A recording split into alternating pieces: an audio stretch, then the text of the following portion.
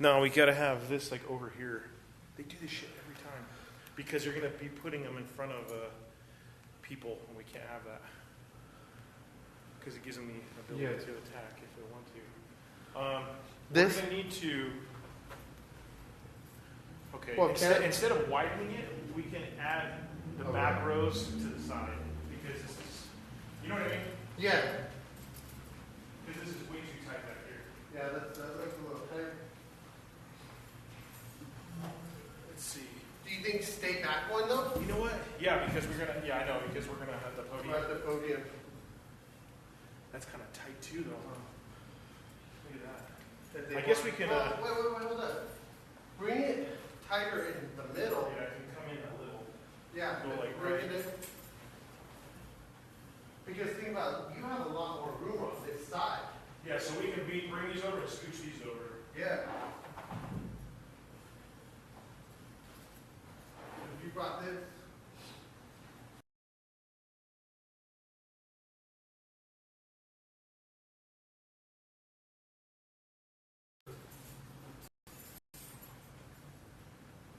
Yeah. Then that moves.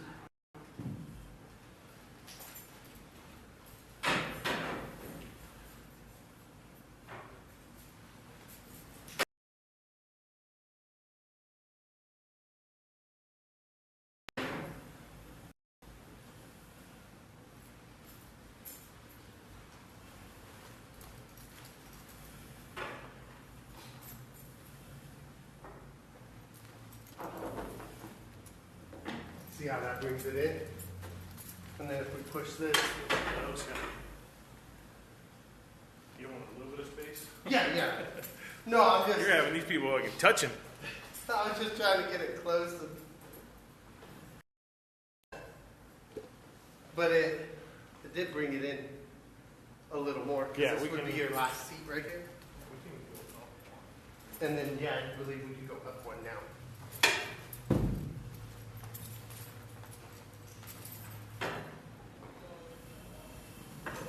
What's up, fool?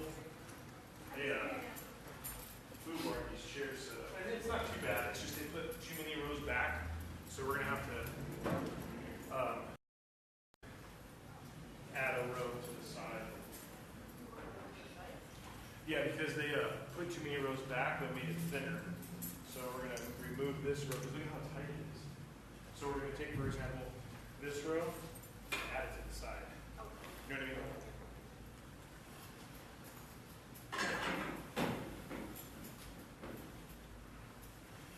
What you got going on over here? It's all fucked up now.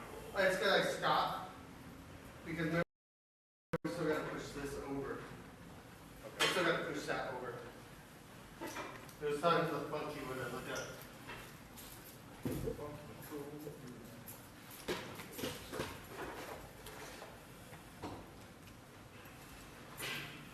Ugh.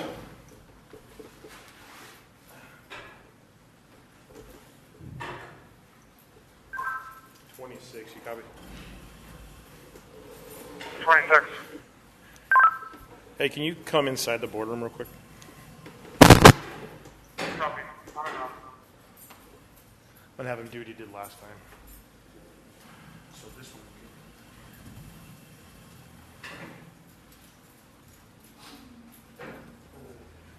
Those are gonna.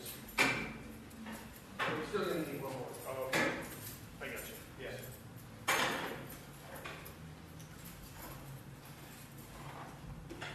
There we go. It looked all pretty, but hey, can you help me with the podium real quick? Sure. Because they did the same thing when they put it too close.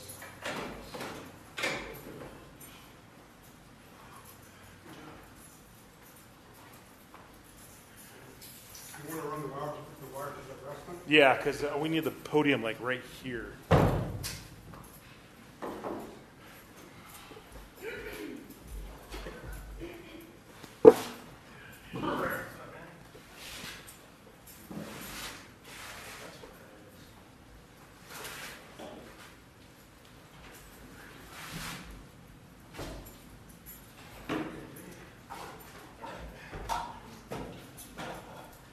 So I'm gonna Oh, that's right. We did it.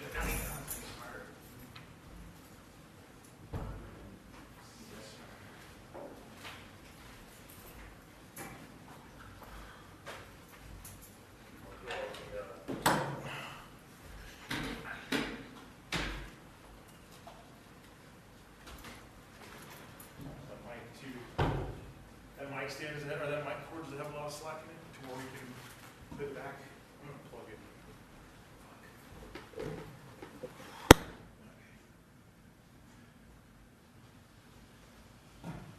Let's see.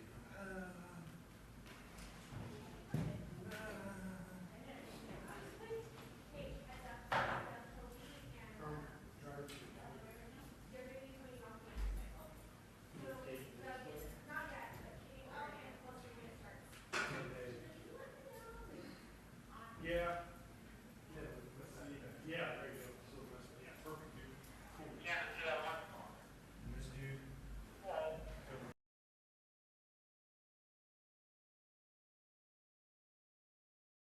Here. What do you need? Oh, plug it in.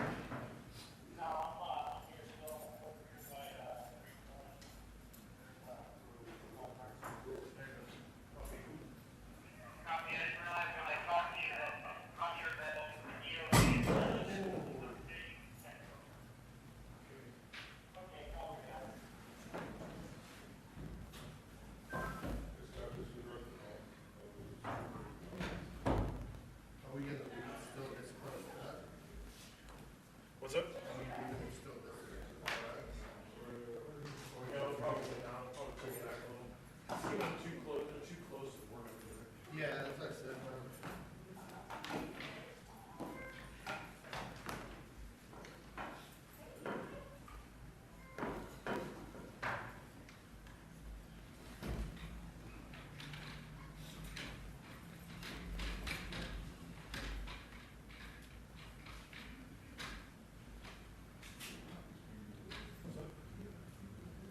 Yeah. No, you don't get safe. Yeah, yeah. Thanks for helping out on that. Okay, you almost is it gonna reach?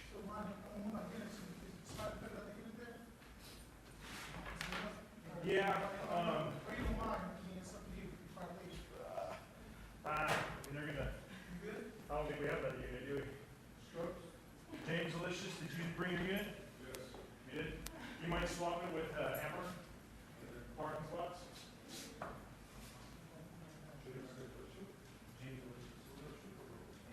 Huh?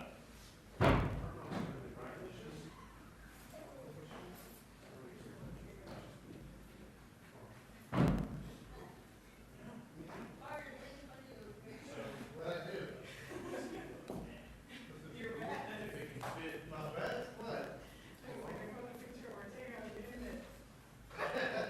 George Lopez.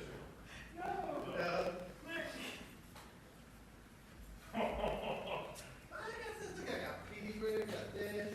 I got everything. I got everything. What?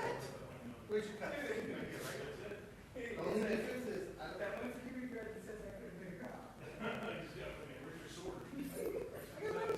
All this right here, it's all right here.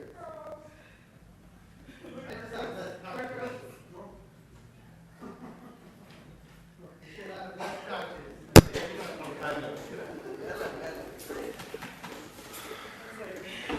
It's this cop right It's all here. good banter. It's this cop right here. Yeah. Yeah.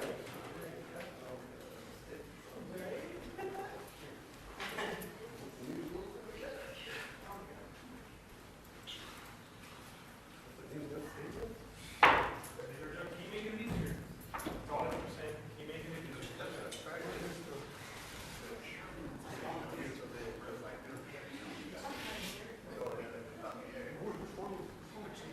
What's up? Looks good. Just, yeah. Are they not sure? We want to come back? Yeah, we'll just go back a little like. Oh, you know what? No. This is my court, this one? The mic cords for this one, that one's wireless. We're good. Okay, I just don't want the IT guys coming and being like, what the fuck? Sorry, dude, but it's not set up right. Check, check.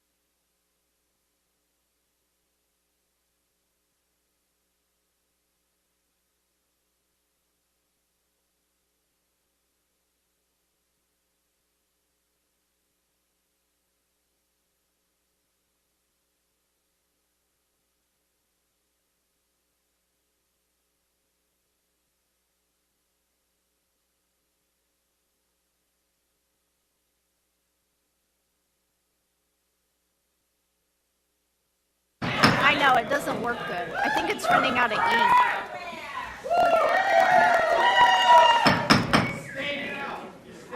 I would like to call this meeting to order at 6 o'clock. Thank you all for coming. Let's start out with the pledge. Can you do it? The pledge. Everybody please rise, hands over your hearts. I pledge allegiance to the flag of the United States of America and to the republic for which it stands, one nation, under God, indivisible, with liberty and justice for all. Oh, he told me he might come. Thank you, Candy. Oh, yeah. We're going to take roll now. Board member And Pastor Kevin. Board member Olson. Clerk Wilson. Here. Vice President Warren. Here.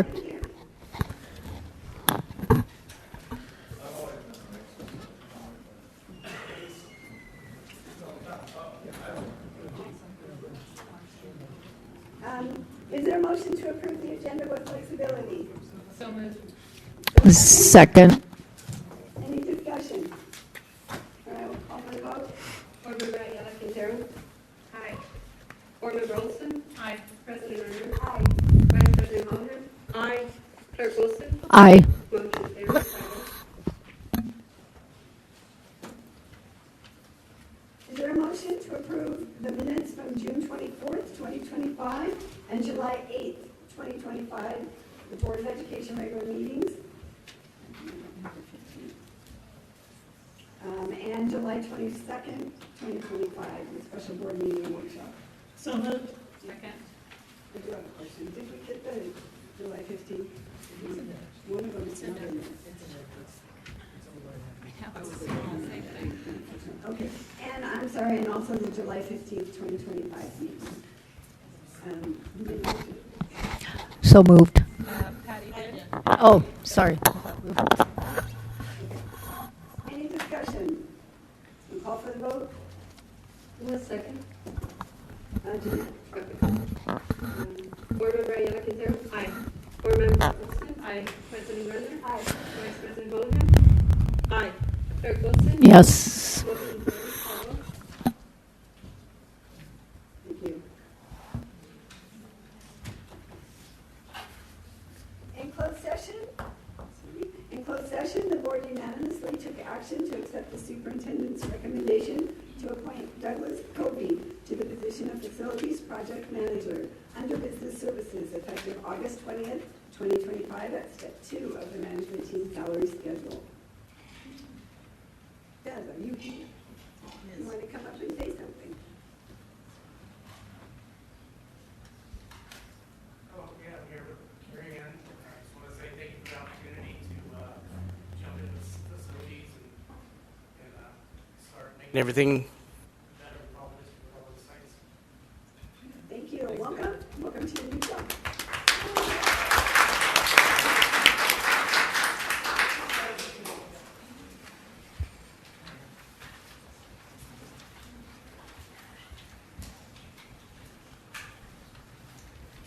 All right, moving on to public participation. What time? As board president, I want to begin by acknowledging the importance of this space as a forum for public engagement. Our meetings are designed to conduct the essential business of the district, provide transparency, and offer the community an opportunity to share thoughts, concerns, and ideas with their elected representatives. We recognize and value the role of public comment in strengthening our schools and our governance. We welcome diverse perspectives, and we want this to remain a place where all voices can be heard respectfully and constructively. That said, I want to remind everyone that disruptions during the meeting will not be tolerated. In order to maintain a safe and orderly and productive environment, we ask all attendees to please be mindful of the norms of civil discourse.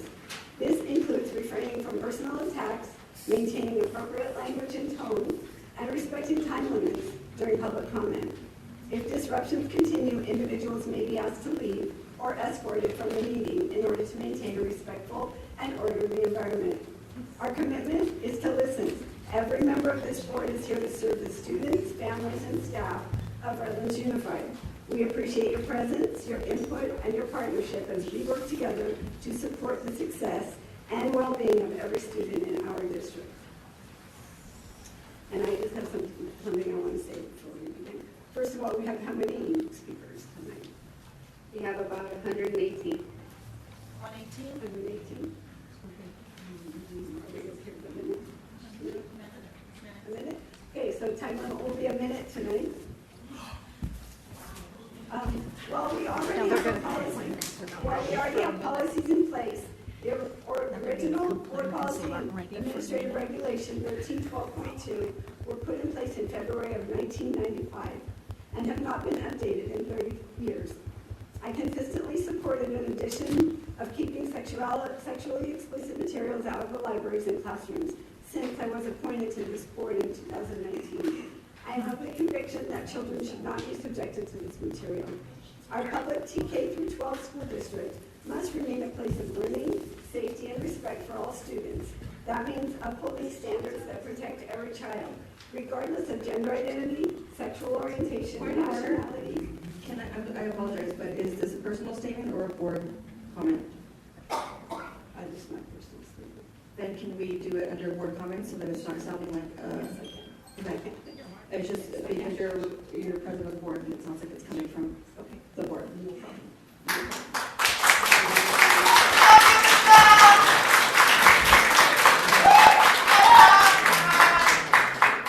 Members of the public may address the board on matters within its jurisdiction by submitting a completed registration card to the clerk or designated staff prior to the start of the public comments on agenda items. This is not a forum for debate. Policy-related complaints will be referred to the superintendent. When called, the speaker may proceed to the podium, state your name and trustee area, and speak for the allotted time, which is 1 minute tonight.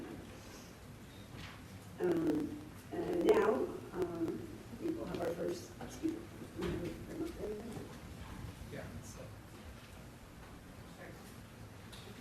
I'm going to call it by three. So first three is Art Gomez. One card, Isabella Kittle. Nicholas Kittle. Welcome, Marks. Hi, my name's Art Gomez, and I would like to ask if there's any young children in the room to leave immediately, as about what I'm about to read. So this is from the book Push, page 127. A hump, he slammed his hips into me hard. I screamed pain, he come. He slapped my thighs like cowboys do horses on TV. Shiver, orgasm in me, his body's shaking, grab me, call me fat mama, big hole, you love it. Say you love it. I want to say I don't, but my vagina popping like grease in a frying pan. He slammed in me again, his penis soft, he starts sucking my boobs. And I just want to let you know that I changed some of the words. I changed, and that is in 2 libraries, 2 schools, 2 of your high schools. It doesn't. If this was a movie, it would be considered rated X, and not one kid in the district would be allowed to watch it. Thank you.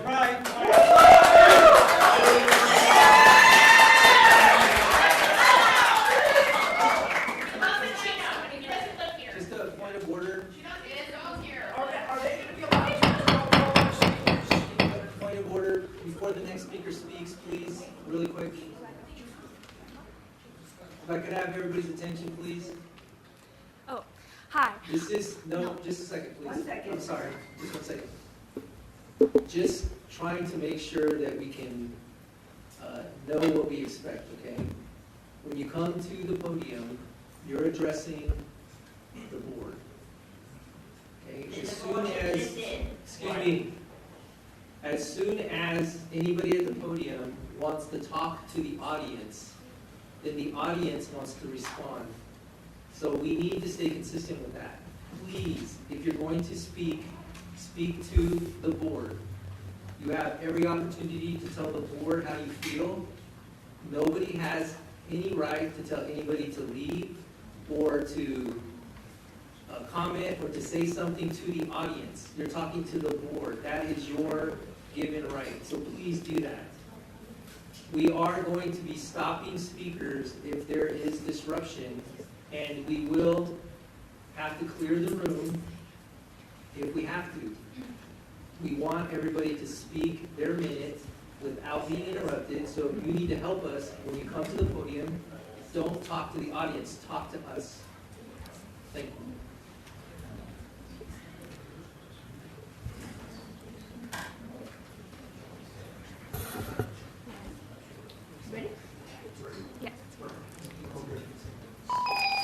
Hello, I'm speaking to you as a student of RHS and a reader, and I believe it has never been clearer than now that books should not be banned. I'm commenting on AR 1312.2, just to clarify. The ban is obviously targeting books centered on the struggles of minorities, and during a time where there's a lack of empathy for these targeted groups, we need people to read these books more than ever. The ban itself is not even harming readers solely. It will harm our school, stripping away necessary funding from our classrooms and harming teachers and students alike. We are not in a dystopian society. That is unconstitutional, so please, hear me and my fellow students, please.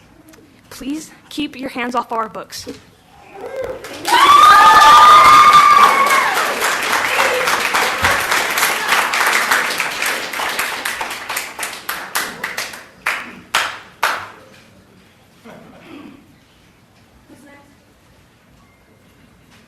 Welcome, Nicholas.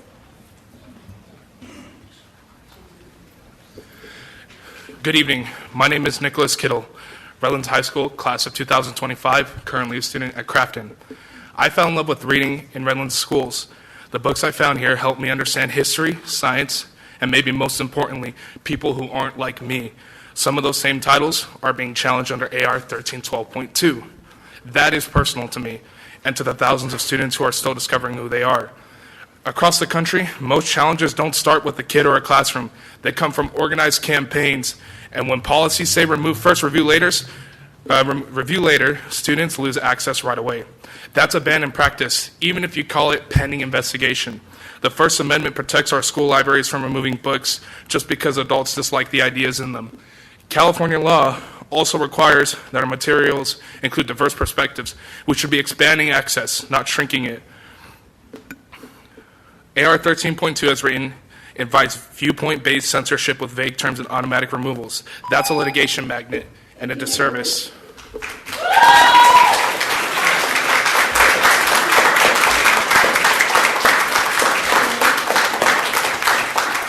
next three speakers are Pat Mulder with 2 cards, Gina Porter, and Sue Key. Quick question first. Michelle, can you hear me?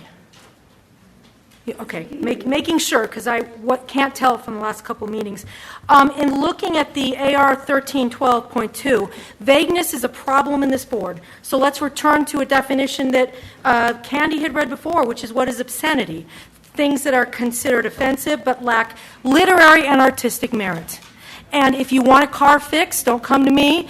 But if you want to find out things that have literary merit, come to me and come to the librarians, because we're trained. I'm not going to operate syringes, don't operate books, and don't tell us books that are award-winning books that have teachers helping students critical thinking year after year and help them pass the AP. Our scores are going to go down. You guys realize that. I hope you do. Who is best suited to judge these things? Okay? We train professionals, know what works, help students question. And yes, they can be challenging, but life is. Life is complex, and students deserve to be able to understand the complexity. Which leads me to my second point. Ours is a world of complexity. No, this is the second card. My turn. Thank you. Our world is a world of complexity, and what you're asking for is Leave It to Beaver. Our world of complexity is multicultural, multi-gendered, multi-age, multi-faith. Gay people exist, immigrant people exist, and you want to ban books like Heartstopper, 2 guys holding hands. Seriously, what is the problem? We do not live in Leave It to Beaver. We have separation of church and state. To pretend that this world our children need to navigate is simplistic. You are lying to them. You are telling them that life is just simple. We want to get rid of all challenge. If they don't see words that show the world as it is with, yes, sometimes it's violence. Our history is violent. To deny it, to sanitize it, that's not truth, that's propaganda. So please don't make our children try to suck up propaganda. A complexity and complexion-free fantasy land is not what they need.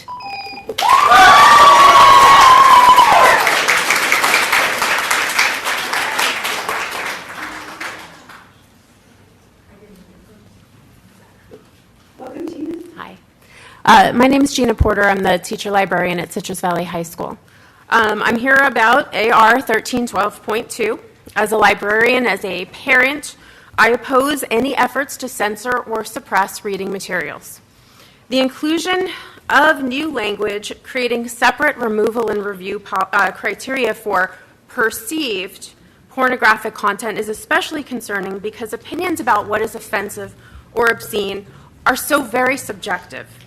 Besides the established criteria that we already have for selecting books, one thing that we also take into consideration is whether or not materials would pass the 3 criteria established by the 1973 case law in Miller versus California.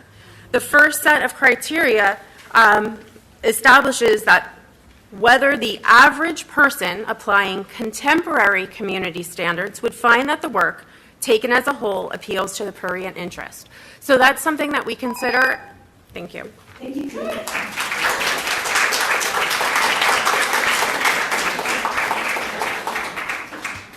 Welcome, Sue. Thank you. I'm a parent to an RHS student and a COPE student. I wish you would ask everybody speaking how they're connected to this community.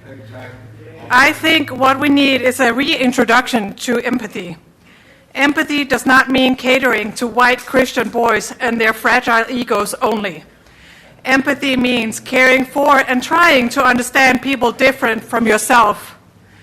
Banning LGBTQ books, which is the purpose of Jeanette and Candy's policies, is telling the most vulnerable students that they are not wanted and they do not belong. The school board has vowed to protect all students. Targeting one group like this is the opposite. Empathy means listening to all of us, not just your peers, not just those that think like you. Our students, my kids, deserve to see themselves on the shelves of their school libraries.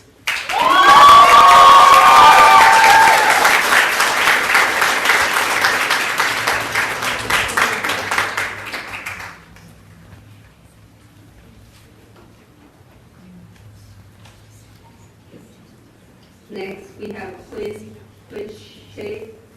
with 3 cards, Jean, and then Erica Grossman with 3 cards.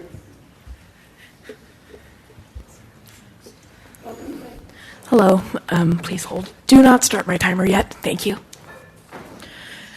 I'd first like to start on board agenda area 11, item A, approve 13 members of the Rev Boys Water to travel by car to Santa Barbara to participate in the Water Polo Invitational. This is a good item and it should be approved as soon as possible. This item would allow teens and young adults to participate in competitive activities on behalf of their school. If the students like doing it, they should be allowed to, no matter who they are. If they like doing the sport, then let them do it. Go right ahead. Vote yes. Can you please pause my timer? Thank you. I'd also like to talk on board policy. My bad. I'd also like to talk on Board Policy 6000. For heaven's sake, you guys, what is it with this board and revisions? First, you revised some perfectly good policies. Now you're just allowing censorship in our schools and banning books because they have a tiny bit of LGBTQIA+ in it is just shameful. Take one of the books you're attempting to ban, which is at most middle schools and high schools, the book Heartstopper. It states that it tells the story of Charlie Spring and Nick Nelson, 2 teenage boys who attend a fictional school. They meet and fall in love. What about this is pornography? A book where two boys fall in love is not pornography. It is a beautiful thing. The book calls itself an exploration of love, identity, and self-acceptance. Hey, why do you want to ban this book? Kids might relate to it. So what? We've always been here and will continue to be here no matter what. Also, have you seen the letters Alexander Hamilton wrote to John Lawrence? Surprise, those were love letters wrote between the two. Alexander Hamilton was gay and you cannot remove that. No, because it was history. Shame on you, board. Keep our friends safe. Keep our kids safe. Stop censorship and vote no.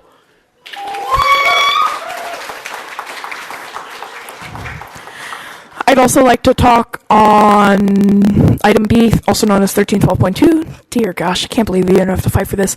If this policy is passed, it would allow a policy to perpetually ban books. It wouldn't value librarians and would just overall be censorship, which I'm not sure if this board knew, but it is illegal according to California law AB 1078, a law designed to prohibit book banning in schools and ensure students have access to diverse instructional materials. For goodness sakes, board, come on. This board's already losing a lot of money from lawsuits and much more. Vote no. Don't allow censorship. Michelle, you should know much better than that. Get it ready for the lawsuits. Candy, you must resign.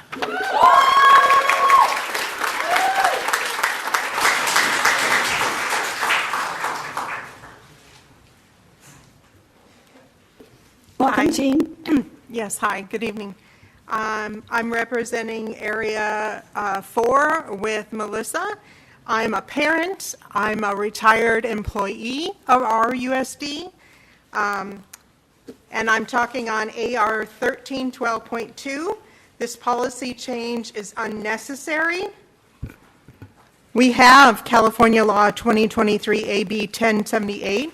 This policy change will waste time and money, our taxpayer money, in the court system, wasting RUSD taxpayer money instead of our money going to educating and supporting students' needs. They are wasting our money.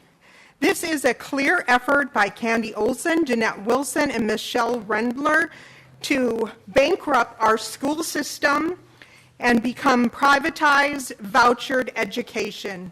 They are serving only their personal ideology. Thank you, Jean.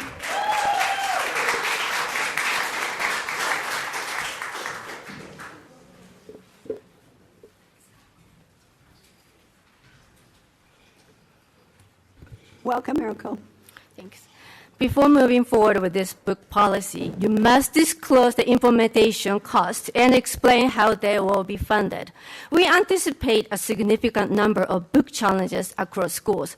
Presumably, principals and committee members will be reading numerous titles outside of regular work hours, which may require overtime pay. Additionally, what are the criteria for selecting committee members for review committee? Will they receive compensation? You're using taxpayer money to advance a personal agenda, so you owe the public clear answers before proceeding. With a limited budget and so many urgent needs across our schools, it is extremely reckless to divert funds towards something that serves no one but your personal ideology. You're well aware that the district is consistently short on paraprofessionals due to inadequate wages. When I worked as a para in a special education classroom, I was constantly pulled out to cover 101 vacancies. As a result, I couldn't support my teacher.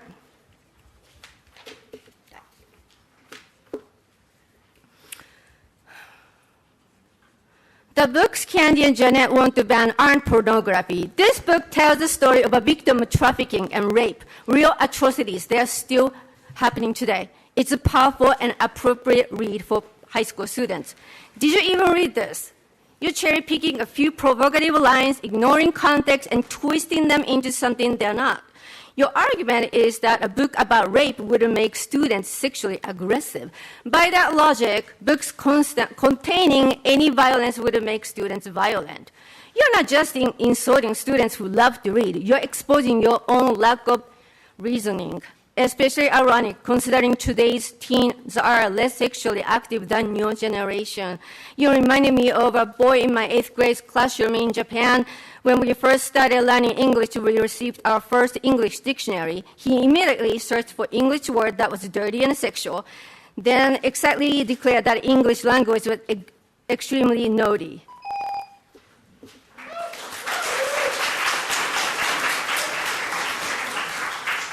Next, we have Reverend... No, I have a third one. So sorry. I urge the district to uphold its Title IX to address potential violations, especially those that are time-sensitive. Redlands USD's policy is clear. No district student or employees shall be excluded, denied benefits, or subject to harassment or discrimination based on actual or perceived sex, sexual orientation, gender, or gender identity or expression. That includes the school board. Several Title IX complaints could have been avoided if you follow the law. Candy invited someone who mocks women as commie chicks and comments on their bodies. Candy herself joked about fellow board members' physical appearances. You seriously need education on Title IX, not just as a legal mandate, but as a moral obligation to protect your community. The community deserves leadership that protects students and staff, not one that excuses bigotry and undermines civil rights protections. Thank you, Erica.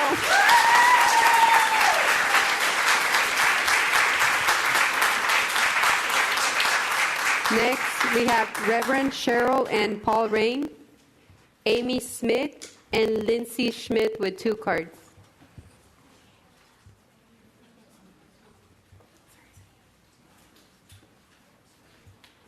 Welcome, Cheryl. Cheryl, hi, thank you. Reverend Cheryl Rain, I'm from Area 4, and I have a church in the community that serves children in our school district. I'm speaking against the new policy 13122, as there is already adequate policy in place. Book bans are a form of censorship. They restrict access to information and ideas. Put this down. Book bans are for political, religious, and moral control, forcing one ideology on all. Banning books gives us silence when we need speech. It closes our ears when we need to listen. It makes us blind when we need to see. What is yours to do, board, is to prepare students, it's right up on the wall, to become productive participants in a diverse, multicultural, democratic society through quality education. And banning books does not do that. Thank you, Cheryl.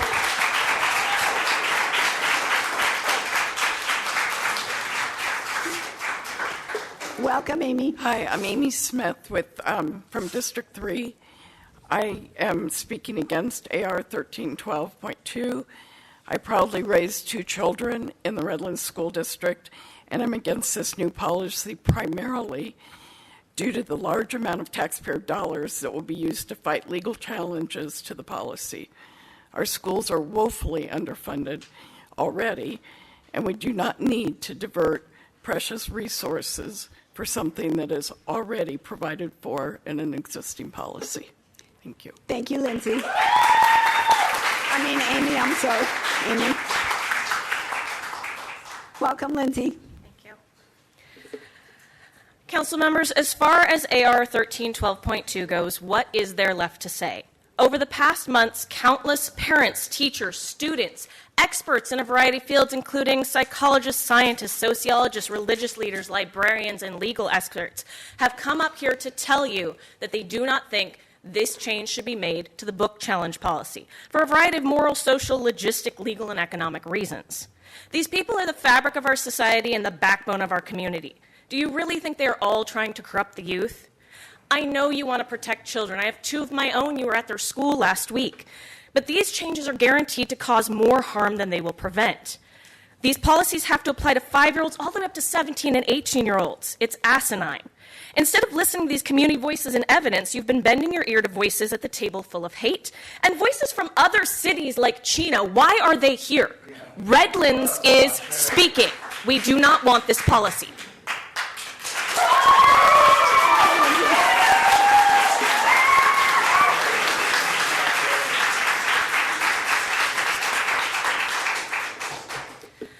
For BP 6000, though I firmly believe in the separation of church and state, for all those here whose faith may be guiding your morality on this issue, allow me to speak to that faith, one which you and I both share, Ms. Rendler. The foremost dictum of that faith is love thy neighbor. The voices at the table whispering to you, urging these changes, are voices full of hate. They claim to want to protect, but words are nothing without actions. Behind these voices are people who knock down neighbors' memorials to lost loved ones, who add their voices to groups jeering and hurling abuse at neighbors who are different, who voice approval online for messages of racism, violence, and bigotry. These are not voices of love or God's word. Remember, the devil can quote scripture too, though he does not understand it. Miss Olson, Miss Wilson, I am sorry the devil has made a home in your heart. I pray, I genuinely do, that the hatred you hold there will be replaced by God's love, though I often fear that I may be hoping for too great a miracle.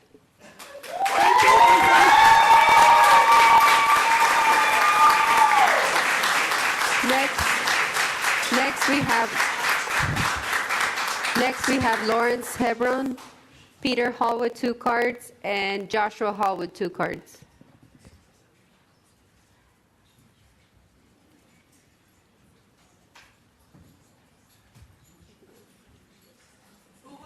Is Lawrence here? Lawrence Hebron.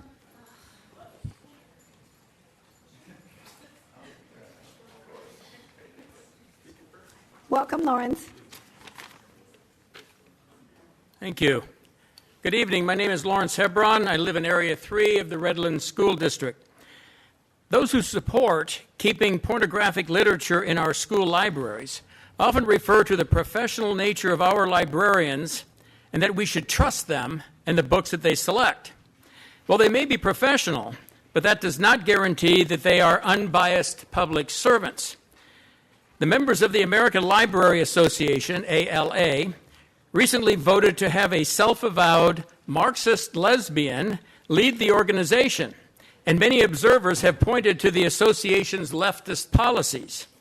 The ALA has an agenda, and maybe some of our librarians do too, which means that we should not automatically accept their professional judgment without critical analysis. Thank you for your consideration. Thank you, Lawrence.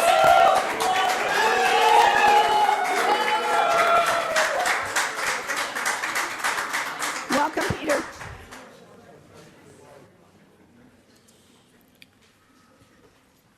Hello, my name is Peter Hall.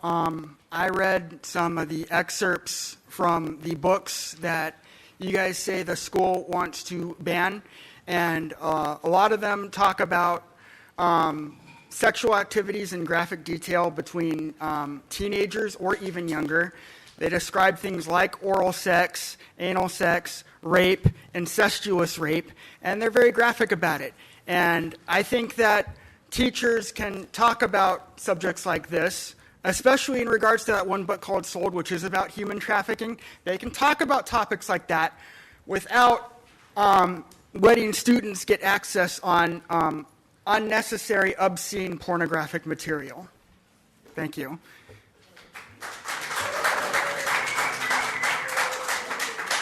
And the other thing did the time start yet? Okay. Yeah. The other thing I want to talk about is pretty much in the same line. So it's both about the book reviews and stuff like that. I guess that's all I have to say. Thank you, Peter.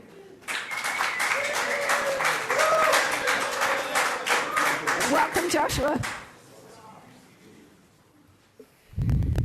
Here's a passage from Beyond Magenta by Susan Colkin. On page 80, Mariah states I was sexually mature. What I mean by sexually mature is that I knew about sex. From 6 up, I used to kiss other guys in my neighborhood, make out with them, and perform oral sex on them. I liked it.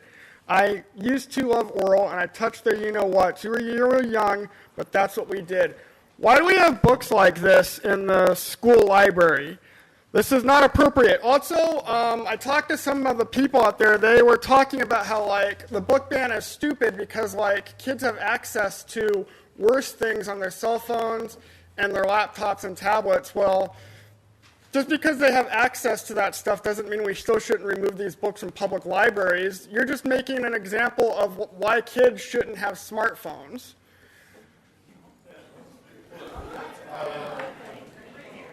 Anyway, what's the other agenda item? What's the other agenda item? I had 2 cards. What? 6,000 concepts and rules. Oh, 6,000 what? Concepts and rules. Oh, contents and rules? Oh, the sexual harassment thing? No, it's about instructional materials. I can't hear you.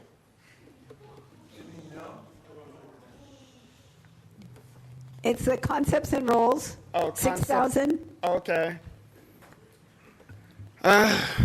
Is that also about the book ban? Well, it's about instructional materials in the classroom. Oh.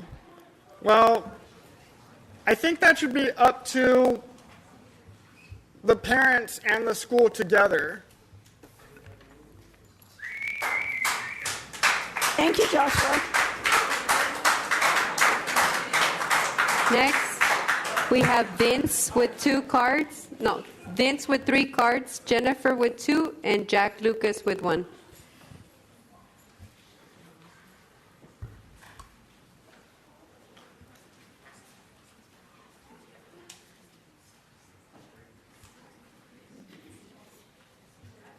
Is Vince here? Vince?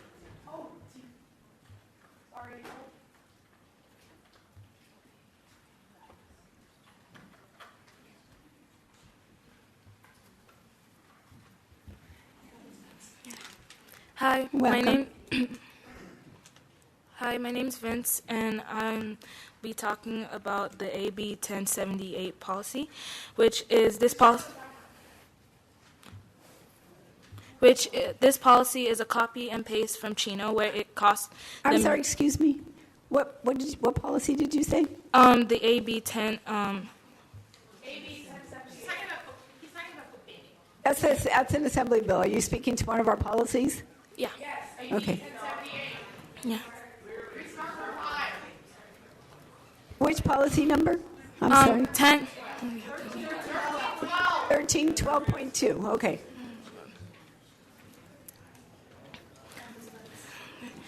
This policy is a copy and paste from Chino, where it costs them millions in legal fees. California law, the AB 1078, prohibits book banning in schools and ensures students have access to diverse instructional materials. This policy violates it and will lead to expensive lawsuits. Partial ban books before review, inserts the untrained RUSD board, and doesn't value our district librarians. There is already a system that works in place. In 2022, members of the public challenged 8 books, and it cost the district $20,000. Under the policy, it is easier to challenge books, and we anticipate many more challenges. This is an illegal policy that will cost our district major tax dollars in litigation and useless review committees.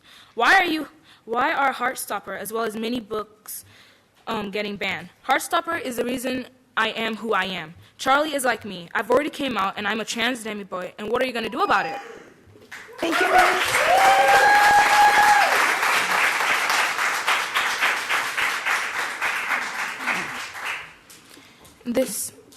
This is a Bird Policy 6000. This policy would prohibit obscene material without a defined term of what is obscene, which would lead to a full amount of books being banned without reviews. This would also cost the district millions of dollars because these policies are breaking California law AB 1078. Resign, Candy, keep the kids safe, and vote no. Thank you, Vin.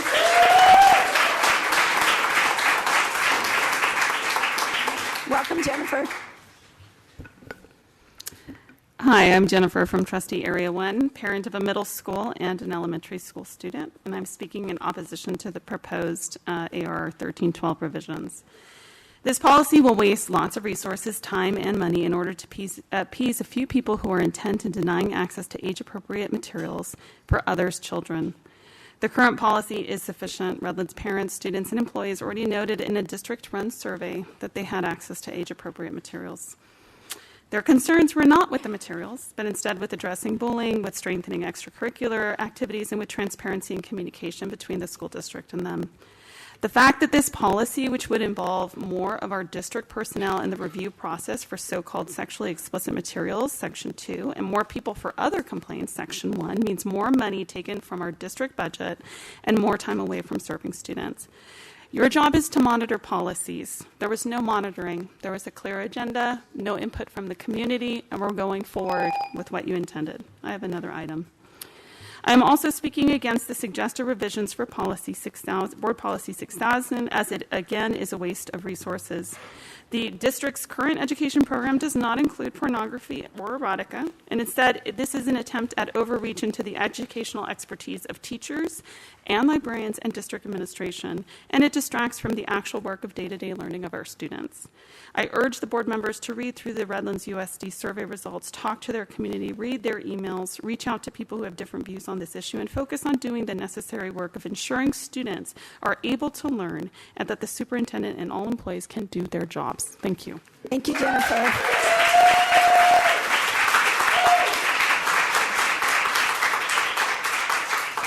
Welcome, Jack.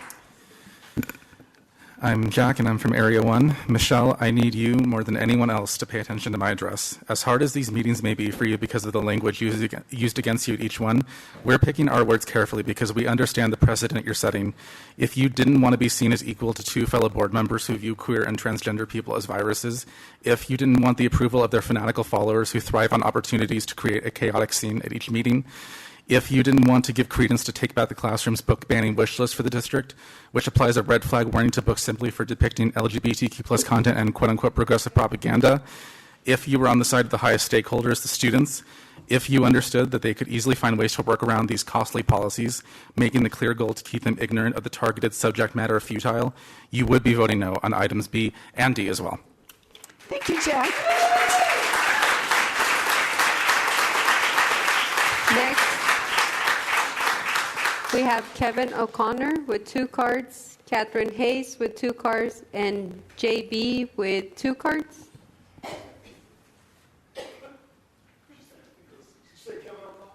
Yes.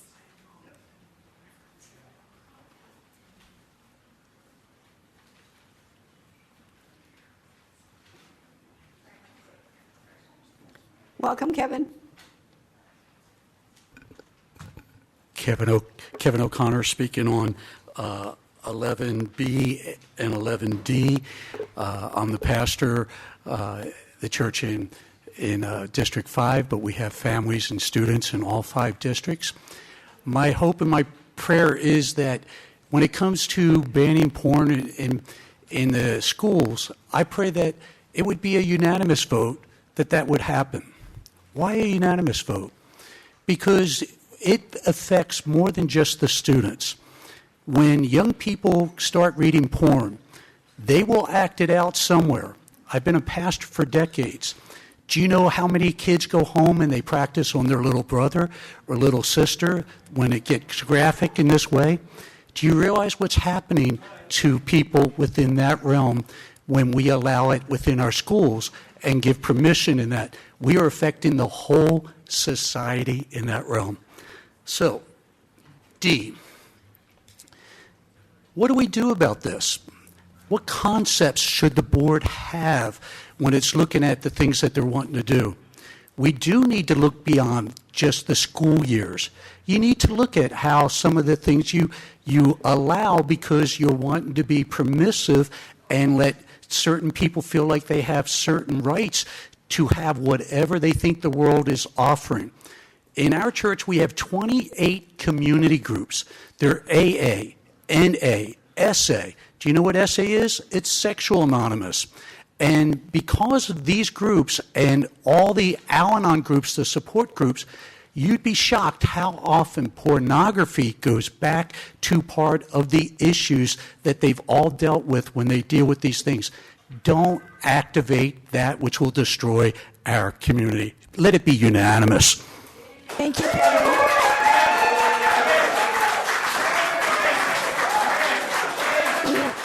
Welcome, Catherine. Hi, my name is Catherine Hayes. I'm going to be speaking on AR 13 as well as 6000. I attended K through 12 schools here in Redlands. I'm a resident, and I was a substitute teacher here in Redlands. My grandmother spent a decade of her career as a teacher here at Ligonia Elementary School. I am absolutely humiliated to say I am from Redlands right now because of these proposed policies. In school, I learned about World War II, and now I have the privilege of teaching about it. One of the things that students are taught about World War II is that Nazis like to ban books. Nazis banned books in order to limit the information the populace had so that they were malleable to fascism. Some of this school board is acting like Nazis right now. I do not want this passed in my school district. So, I beg you, don't act like Nazis. Don't ban the books.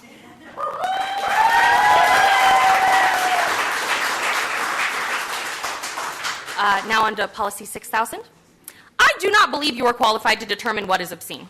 You've gone through no training. Librarians go through graduate school to be able to make the determination of what is appropriate for their grade levels. You being parents means nothing. I've met a lot of great parents, but I've also met a lot of really terrible parents.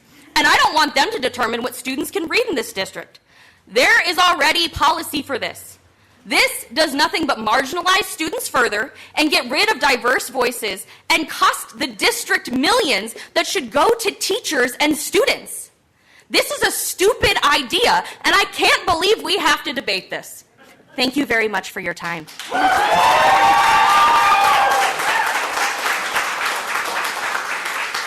Welcome, JB. Thank you for being here, board. The devil believes in God. You all should too. Sexually explicit books only pervert young, innocent, sponge-like minds. They have no place in a grade school setting. Luke 17:2. It would be better for him to have a millstone hung around his neck and to be thrown into the sea than to cause little ones to sin. Thank you, JB.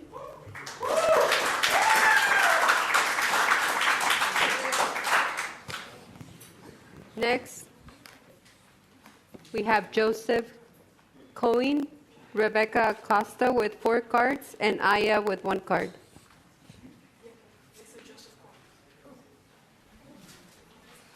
Welcome, Joseph.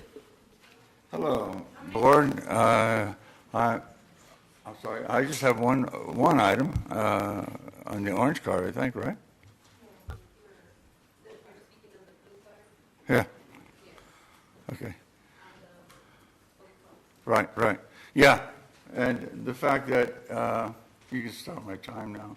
This book, for all those pornography freaks who are afraid to deal with the fact that their kids might know something, they should take their computers away from them. This isn't about pornography. This is about Jews in concentration camps. And you're going to ban this book?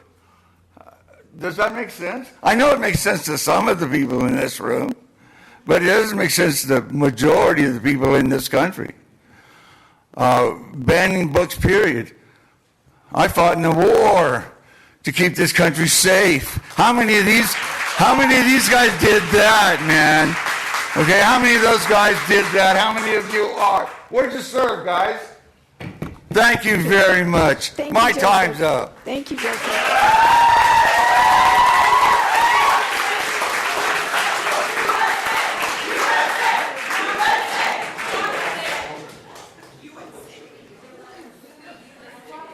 Welcome, Rebecca. Really quick, Ms. Acosta, before you start, just a reminder, address the board, not the audience. Please address the board, not the audience. Thank you, Ms. Acosta. Welcome, Rebecca.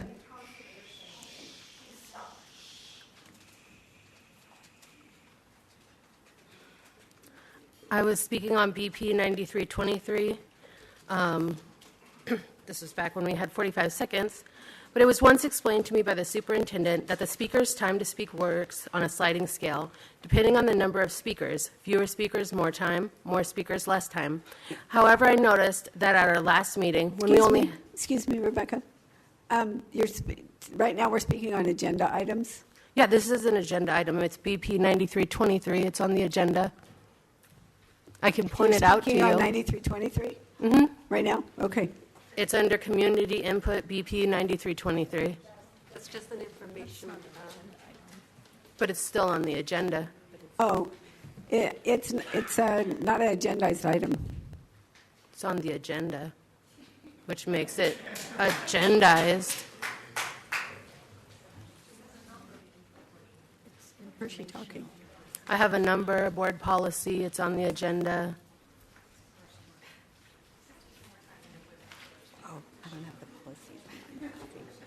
It's literally taking more time than just letting me speak. All right, go ahead.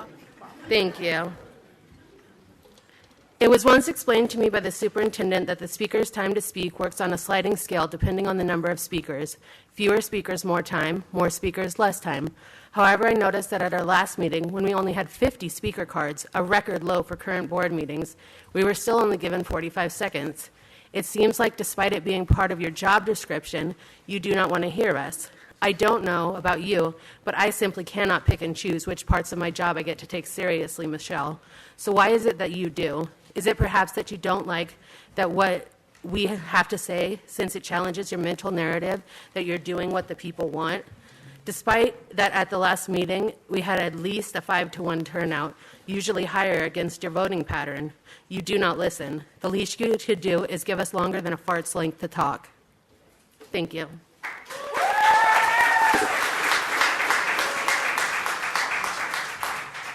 My next item was X, specifically, or 10, specifically F, Williams report. I'd like to bring up to your attention a major Williams Act compliance concern for our blind and visually impaired students. There are several components keeping our blind students from getting their textbooks and classroom materials in Braille. The first is low incidence technology. It's not being able to be accessed directly by school site tech specialists for accessing Google Classroom, Clever, etc., not to mention if these sites are accessible themselves. We even have accessibility issues with the state test. Another issue is teachers are not providing work in a timely manner to be transcribed into Braille or enlarged. Many times the state provides adopted curriculum if ordered in time, but the school does not provide schedules for students until a few days before school begins. All this impedes students getting their curriculum in an accessible format. Our students deserve nothing less than full and fair access to their education per the Williams Act.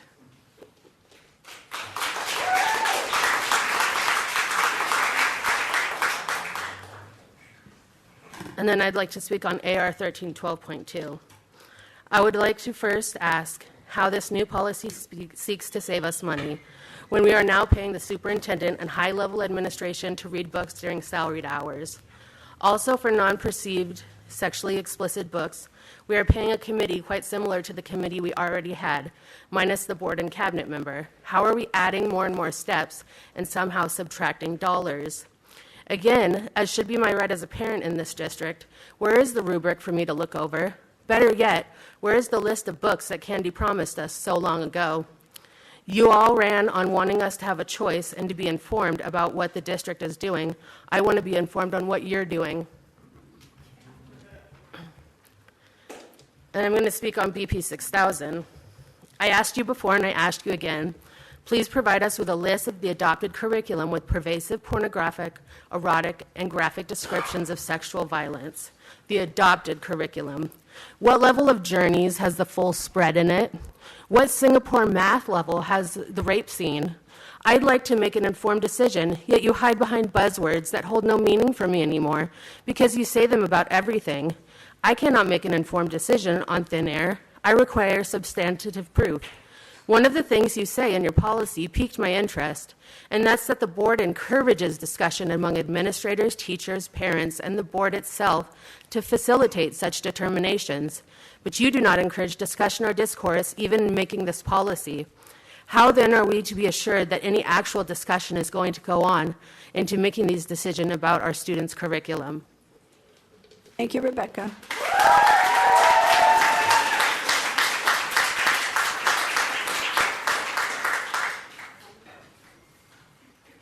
Aya?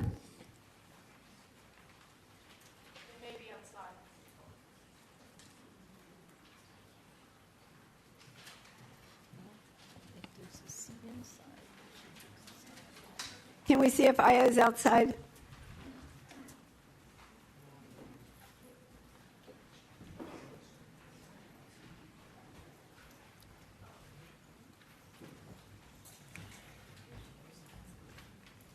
Welcome, Aya. Oh, could you?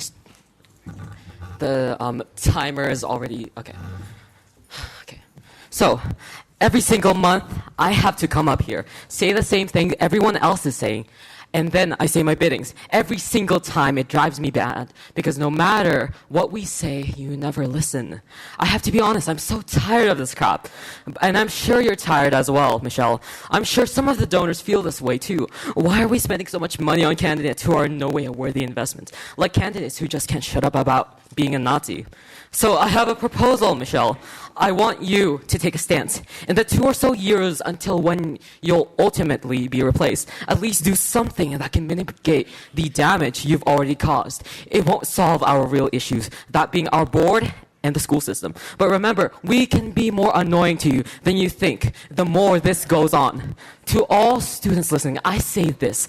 Don't stop here. Your fight doesn't end at the school board. What is personal for us must be personal for them. If they won't even allow us to vote who lords over us, then we have to reject their authority and take charge of our own education ourselves. Thank you, Aya. Students organize.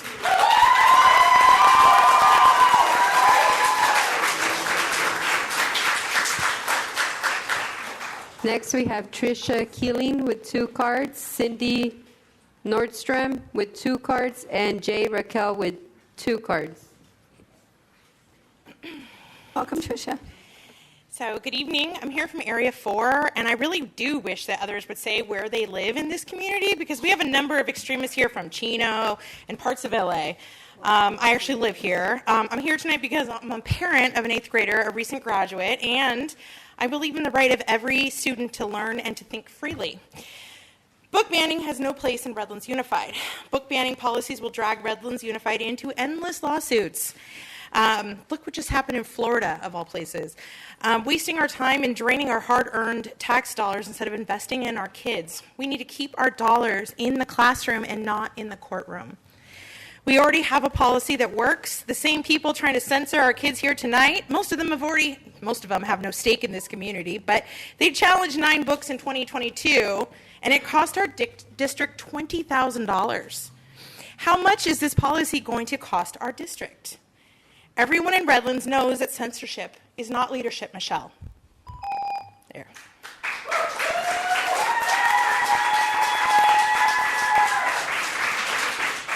Okay, and on 6,000, the policy says that it prohibits obscene material, yet it gives no definition of what that even means. Without guidance or clarity, this opens the door to banning countless books simply because someone disagrees with their areas or feels uncomfortable. Leaving this undefined creates chaos for teachers, librarians, and families, and it strips students of the opportunity to think critically for themselves. How much will this cost? Someone brought that up, but that is a very good point. You have not mentioned how much these policies, these 2 policies, will cost our district.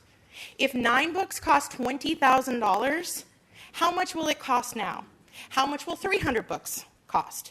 It's going to keep going. We're all going to have this weird book club and do this once a month, and it's going to cost our tax dollars hundreds of thousands of dollars. You really should have some transparency on how much, Michelle, you are allowing this to cost this district. Thank you. Thank you, Tricia.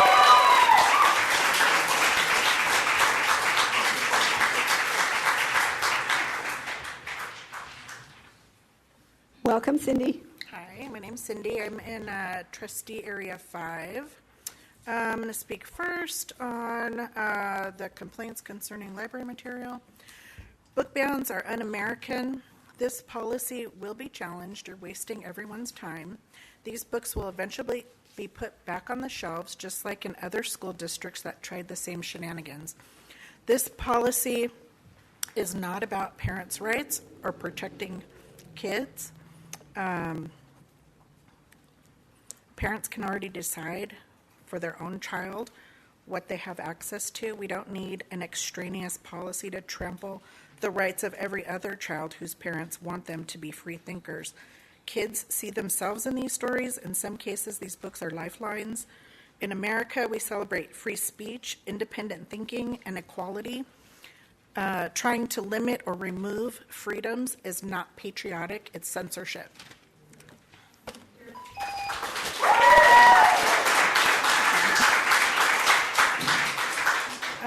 Concepts and rules policy.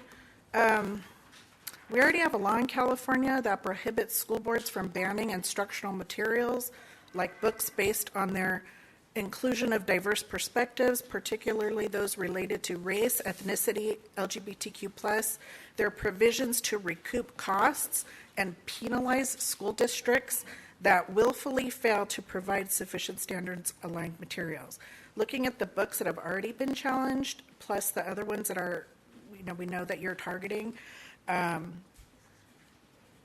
it makes it clear that this is not about protecting kids. It's political in nature. You're doing it for the attention. There will be very costly lawsuits to the detriment of students. You're wasting all of our time and money. Do your job. Stop targeting marginalized groups in our community. Let teachers do their jobs. That's it. Thank you, Cindy.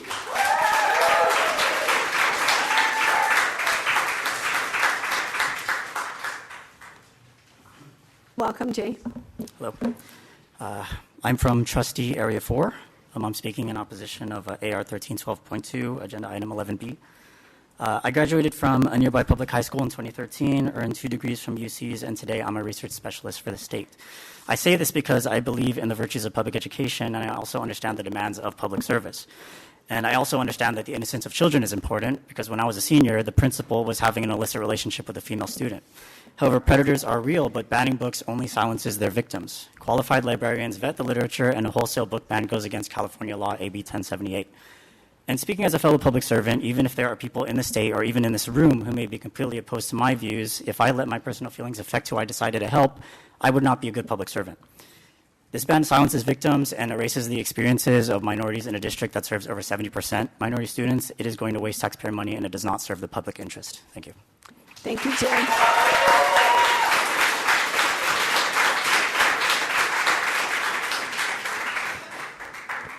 Next, Lori Savage, Sam Trad with 2 cards, and Jessica Callender with 2 cards. Good evening, everyone. My name is Lori Savage. I'm a Redlands native. I am starting year 26 as a classroom teacher and year 36 in the district. One of the things that we teach students is some literary devices. One is called irony, which I have observed in this room because there's certain people that have read on multiple occasions explicit text out loud in this setting, which I don't understand. I have a copy of a great book. It's called Animal Farm. I'm going to read a little bit. George Orwell was saying that a recurrent theme in his work was the failure to protest against the world they lived in. And this is a burden of his longest and most serious piece of literary criticism that was called Inside the Whale. To illustrate this point was that Henry Miller had failed in his duty to protest and had performed the essential Jonah act of allowing himself to be swallowed, remaining passive, accepting. We will not do that.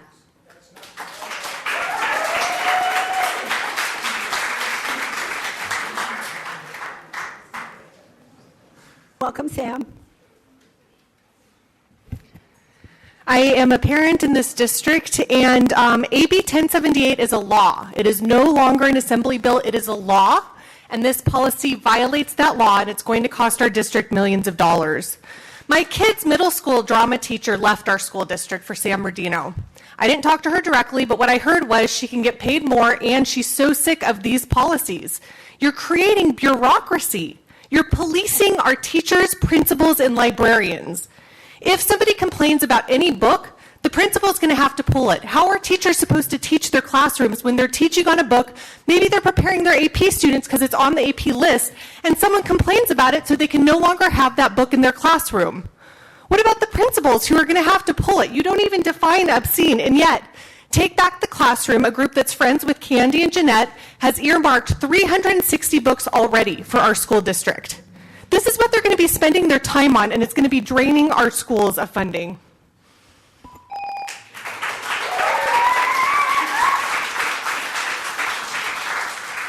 The next comment is from my mother, who has not been able to come but has desperately wanted to. She's a longtime Redlands resident. She actually used to work for the school district for many, many years. And I'm going to censor what she wrote because she's so mad. And she can't come. I don't know why you don't do Zoom like City Council does. It's so rude to our community. In the words of my mother, Suzanne Trad, shame on you, Michelle. You were always a positive force for the kids of our community, but now you've joined forces with the MAGA white supremacist Christian hypocrites. This is the censored version, by the way. You're taking hundreds of thousands of dollars away from our children's education to feed your own ego, to be one of them, outcasts of normality and traitors of our democracy. How can such narrow-minded, corrupt, and vicious women control the future of our good and promising children? You're a hypocrite. How dare you call yourself a Christian, a child of God?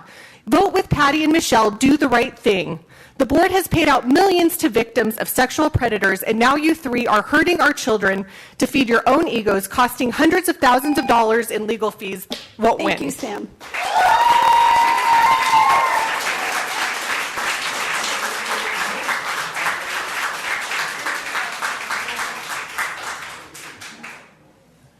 Welcome, Jessica. Hello. We're here again, going over the same exact stuff. You're taking student and parents' rights away under the guise of caring about them, and you're wasting taxpayers' money. It's painfully obvious who the majority of the board cares for, and it's not the students. It's obvious to anyone paying a modicum, and for those who don't read on the school board, that's a big word meaning just a little bit of attention by removing books that offend you and your delicate sensibilities. You are aware you're violating the students' First Amendment rights, and as you're aware, they do have them. So unless you want to waste more of the taxpayers' money, remember, that's all of us here in this room that are adults that live in Redlands. You should spend less time trying to appease your friends and worry more about avoiding frivolous lawsuits like the one that just happened in Florida. Thank you. Thank you, Jessica.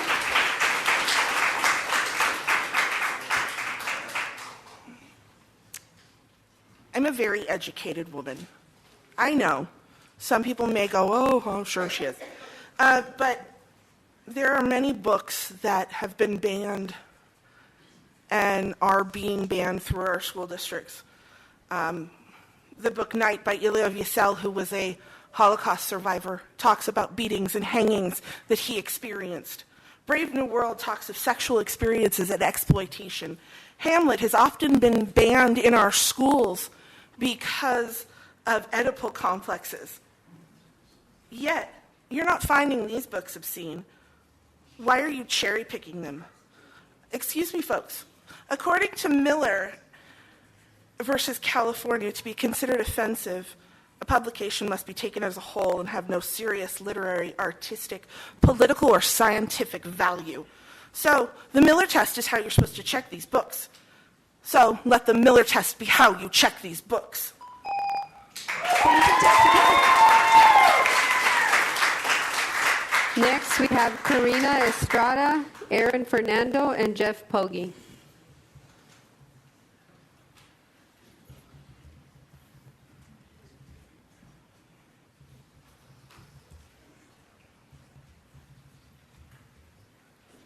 Welcome, Karina.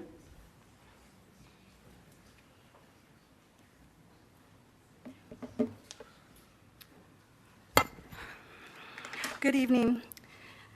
If a parent doesn't want their child eating PB&J, then they absolutely have the right to keep it out of their own child's lunchbox. But that doesn't mean the cafeteria committee should raid every lunchbox that's complained about and throw the sandwiches out just because they don't want their child to eat them. One family's restriction should not become everyone's restriction. I want to read a quick quote from a pornographic literature many of you should know.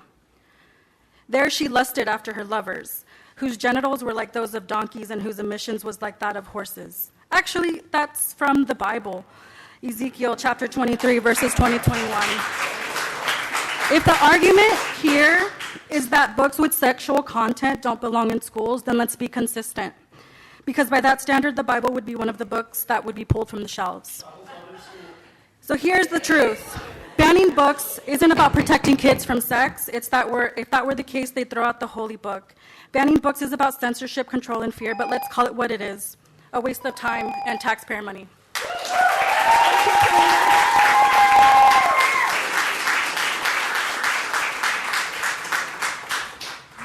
Welcome, Aaron.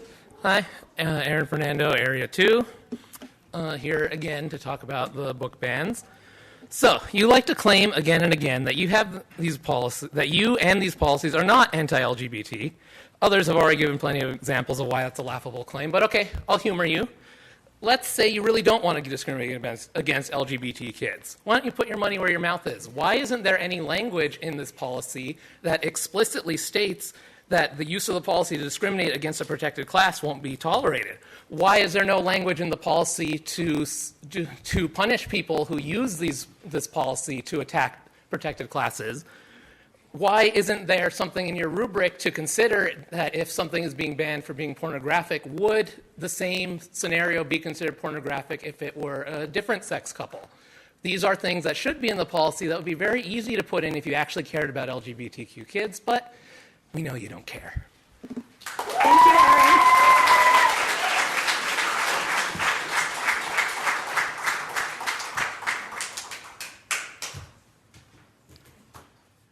Jeff Pokey.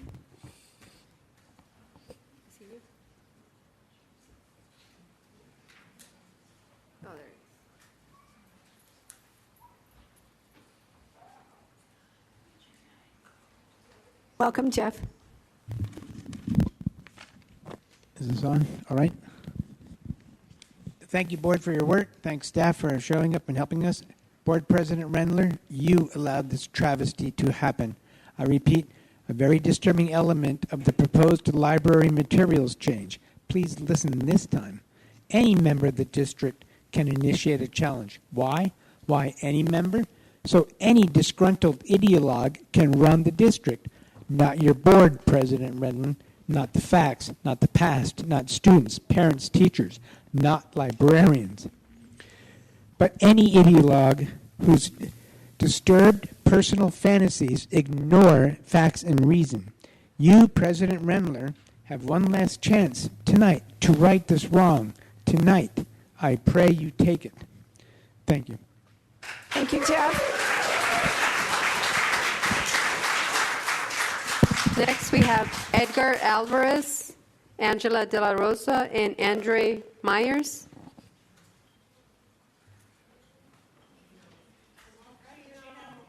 Welcome, Edgar. Hello.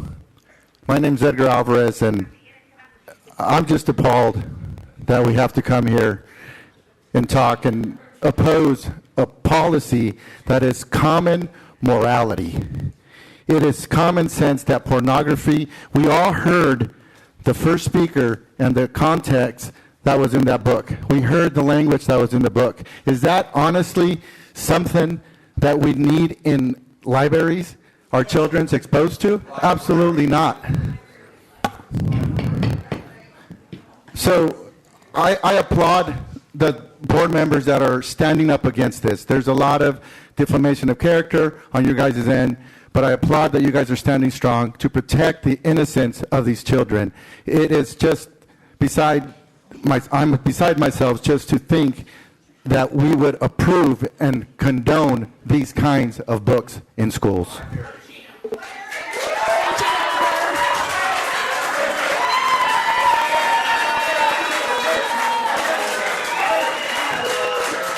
Next speaker. Angela.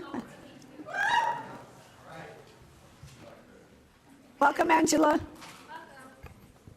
Welcome, everybody. I didn't get to speak last time. I am in the Redlands Unified School District, by the way. My speech last time was going to be about 2 court cases, and these things do go to court, unfortunately, and that's just the way it is. There's always court and lawyers, and you know that. So one of them was a case in 1972, and they said that this book was obscene. It was called the Slaughterhouse, something like that, 5. Hey, guys, good job. Okay, but anyways, you guys like that one because it had literary merit. And so the question is, do these books have literary merit? We've heard some excerpts from the books. And I must say that my concern is that if the books are here and the library or academics have the control over it, then there could be a time when we don't want it to become a mandatory book that the children have to read. That's all I'm concerned about. And everybody look up the word erotic, thank you, because Angela. that's what this.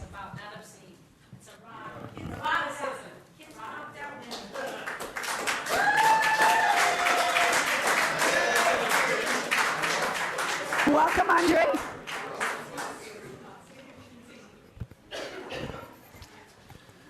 Good evening. These are my words. I'm an educator and a 13-year resident of Redlands. My wife and I have made our RUSD Area 5 our home for the last 10 years. I'm here to lend my voice to the chorus of Redlanders who believe this board's majority is misguided on AR 1312.2. It is a counterproductive measure that betrays the very virtues that it purports to extol. If you think this measure is not tied to AI's framing of our social contracts, reflect on its rise and reconsider this motion. You claim to be pro-choice on this matter, but are shouting louder than the majority, and outliers do not govern the will of a free people. This measure is anti-Redlands, it's bad for kids, and most likely unlawful. Good people have stood here to tell you how misguided it is. Please believe them. Thank you. Thank you, Andre.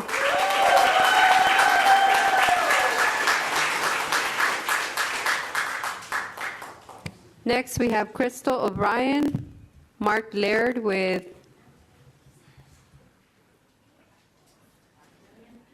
One, 2, 3, 4, 5, 6, 7, 8, 9, 10, 11, 12, 14 cards. I'm sorry about that. And Susana Crespo. Welcome, Crystal. Hi. Okay. Hello. I'm from Area 2, and I'm speaking on AR 1312.2. My name is Crystal, and I come to you as a concerned mother, educator, and community member. I'm here to ask you to vote no on the book ban. Banning books has never been about protecting people. There's already a system in place for that.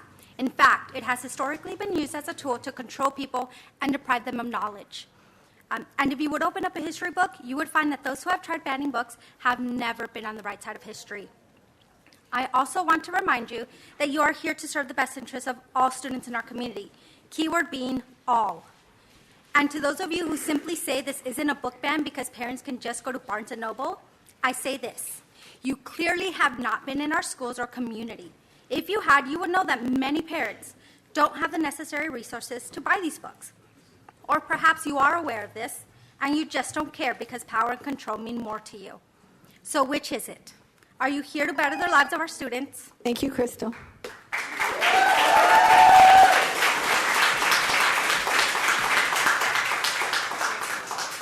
Welcome, Mark. Thank you. Before I start, I wanted to make a quick point of order, Michelle. So I'm just saying, and hey, other side has also been just as guilty. There's been a lot of shouting out. I've been at the back of the room, and I've seen so many people on this side not getting called out. You would have totally gavelled anyone. This gentleman over here. Hey, can you speak? Can you speak to your agenda I am items speaking now? to you, but real quick. But this gentleman was talking about like Bibles aren't in school. Like, and you did not correct him in the slightest. Can And you speak to would your have. agenda items? I absolutely will, but please you. pay a better attention. All right, 10B. As a concerned resident from Area 2, not Chino, not Temecula, not anything like Torrance, I wholeheartedly support the proposed agreement with SGH Architects. The safety and security of our children must always be a top priority, and the planned improvements to the middle school, along with ensuring that Citrus Valley High School is well prepared for any potential disaster, are vital steps. Investing in these crucial projects clearly demonstrates a strong commitment to our students' overall well-being. I wish that other policies would also show the same dedication. By proactively addressing safety concerns and potential crises, we foster a more secure and supportive learning environment. These safe environments are undeniably essential for all students to thrive and reach their full potential, and I firmly believe these projects will positively contribute to that atmosphere. C, I'm requesting more details on the proposed amendment to agreement number 25.26. Next one already, I said C. Requesting details on 25.260172 concerning Bryn Mawr Elementary's removal from the portable classroom lease agreement. I'd like to understand why they've been removed from the list of these portables transferring ownership. Will ownership remain with the county? Is the county not relinquishing these portables? If so, what will be their use going forward? I look forward to hearing your response on this. Thank you. D, I am sad saddened that this board approved some of these contracts with the expectation that projects would be done before returning to the 25-26 school year, and now we're seeing cost overruns and delayed projects. Was this due to poor oversight?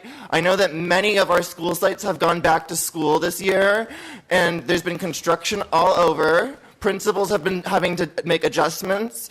Why are we once again having to look for raises in these contracts? And why are we having to seek out additional funding? Like, we should be doing the job right the first time. And I really want to know if it's because we're not maintaining our classrooms and we're finding more and more as we're doing this construction. Like, have we just neglected our classrooms for this long that when we're doing this kind of construction, it's going over? Like, the fact that multiple items on this agenda are to approve construction that has already been approved prior, and we're having to go back and do it again, it's kind of embarrassing, honestly. F, so to support the, E, excuse me, once again, for this project, why did the district not foresee that construction, which was estimated to be completed during the summer, would not go over budget or fall behind schedule? Was there not appropriate foresight and planning put into the construction? This board has shown that they don't often plan out or look into things, so that's a genuine question for me. Or has the district allowed its classrooms to just reach a really bad level of deterioration that are quite frankly embarrassing? I know that that was why we voted on Measure D in the first place last year. The images that I saw of our classrooms were unsafe and quite frankly embarrassing, and our students should have never had to have been in those learning environments in the first place. And so although I am grateful for the fact that we have started to address these concerns with Measure D, I do find it a little bit embarrassing that when we're approving projects, we're not able to get them done, A, in a timely manner, and B, on the budget that we've agreed to. F, to support the fourth quarter Williams report, I'm requesting further details. Please provide a breakdown of resource allocation across schools and student groups. What metrics gauge this effectiveness of these allocations in improving outcomes, particularly for marginalized students? Detail the steps to address disparities identified in the report, including a timeline for implementation. Understanding resource distribution and its impact on student success, especially for the most vulnerable, is crucial. A clear plan for addressing inequalities will demonstrate the board's commitment to equitable education and inform my decision. I wish that this board could be more equitable in all of its decisions. Let's do 11A. As a dedicated community member and REV athletics supporter, I strongly advocate for sending the boys' varsity water polo team to Santa Barbara Invitational. This event offers a valuable chance for our student athletes to compete, gain experience, and proudly represent our school. Such opportunities foster teamwork and leadership, enriching their high school experience. It is vital to support extracurriculars as they provide a safe and supportive environment. Investing in these activities ensures a well-rounded education, strengthening our community bonds, and promoting student success both in and out of the classroom. B, I'm honestly just embarrassed. $20,000. Let's do some math on this. Aside from the ethical and legal concerns surrounding this policy, let's talk about my financial concerns with this policy, because $20,000 is a lot of money to come out of the general fund. And we, one, have not received any clarification about what will happen with books that we've already paid for. Two, how are the staff members going to be compensated for their time and overtime serving on these committees? Three, have you calculated the estimated postage cost for this policy? Because I read quite a lot about sending mail to the superintendent in it.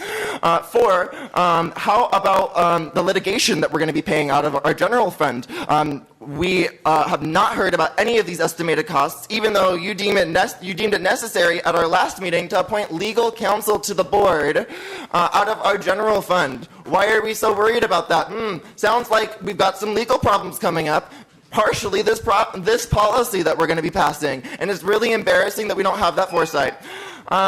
Let's see. C, I am requesting more details on the proposed revisions to Exhibit 5145.71 regarding the Title IX sexual harassment complaint procedures. I'd like to know how these revisions will affect the complaint and reporting investigation. Can you share more data on the current policy's usage? I'd also like to know how revisions change the burden of proof in the Title IX investigations. Will staff receive updated needed training, especially in addressing intersectionality and biases. This information will help me assess the changes' impact on the district and all students, ensuring a fair and equitable process. Additionally, I don't know that I fully trust the board to revise this policy when this board has not done well to ensure that these meetings have been safe for our own students that have attended them. Michelle, you've allowed a student to get sexually harassed at one of our previous meetings. Oh my gosh, I have a bug on my on my glasses. Anyways, embarrassing. D, again, how will this policy maintain compliance with California law? The community is asking. We want to know. We are the ones paying the bills. And that includes you guys. You live here too, but honestly, you aren't going to be paying for a lot of them. It's going to be all of our students that pay for these choices. And so how are we defining obscene? The board still hasn't really made a very clear policy publicly available. How can we trust the board to act in good faith when we have seen that members of this board endorse obscene ideology without reprimand?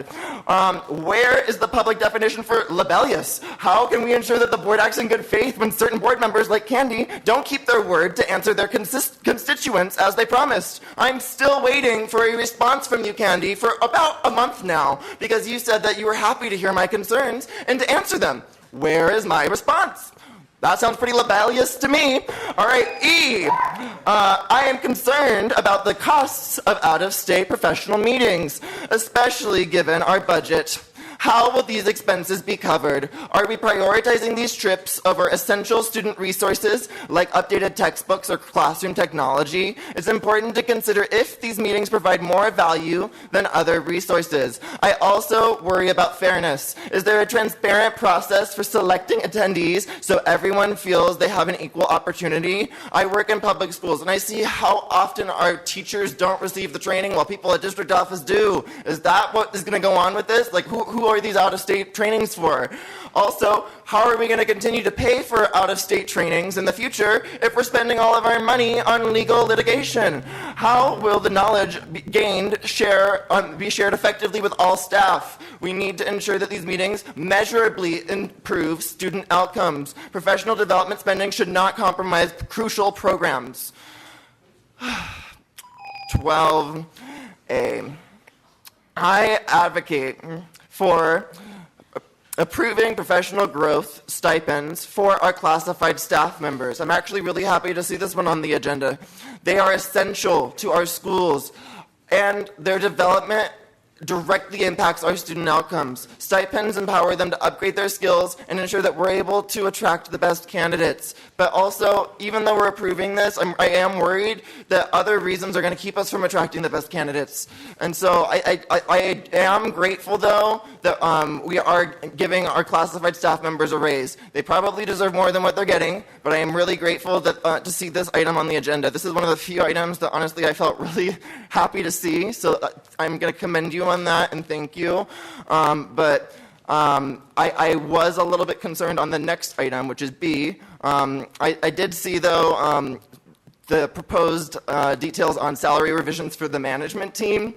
And I want a little bit more clarification on that. Like, who does the management team entail? Once again, is that like the directors and supervisors at district office?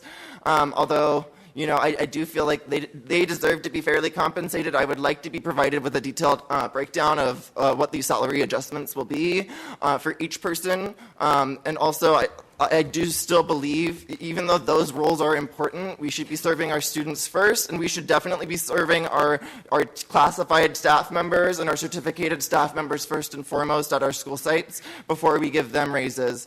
And so I want to make sure that all of our staff members are compensated fairly, and so I'm hoping that that is being done, but I would like a little bit more information on that. Understanding the rationale behind these adjustments is crucial for ensuring the transparency and accountability that many of you tote on this board.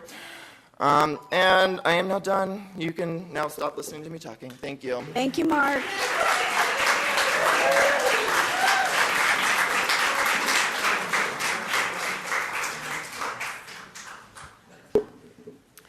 Hello. Welcome, Is Susanna. it my turn?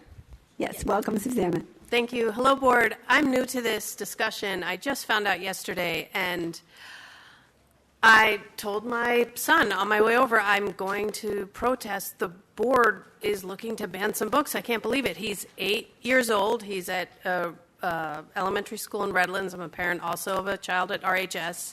And the first thing out of his mouth was, I don't want that. I don't want any books to be banned. I said, oh, really? Why? He said, because I want to be smart.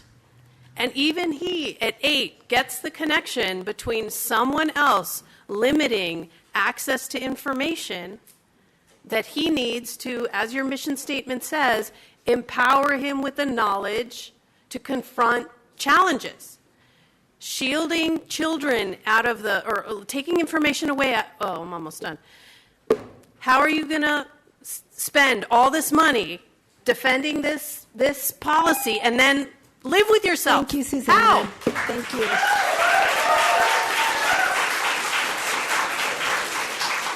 Next, we have Michael Paitzner, 2 cards, Antonio Endicott with 2 cards, and Abigail with 2 cards.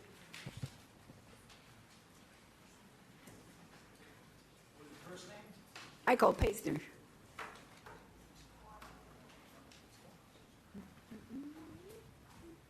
Welcome, Michael.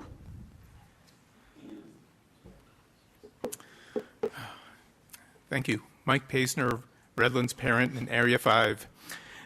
Banning books based on race, gender identity, and sexual orientation is illegal per California law AB 1078. I acknowledge policy 1312.2 does not explicitly mention any particular group. However, when evaluating the legality of a policy, intent matters. The discriminatory intent of this policy has been documented in an email between our church members, Ms. Olson and Ms. Wilson, where they explicitly say they want to prevent normalizing LGBTQ. Ms. Olson doubled down on that message on social media again yesterday, and I've emailed proof of this to you. You are about to pass a policy that is illegal in its intent. We are already on a dangerous financial trajectory, reserves diminishing $20 million per year. Do not bankrupt our district for Ms. Olson's and Ms. Wilson's religious crusade. Please vote no.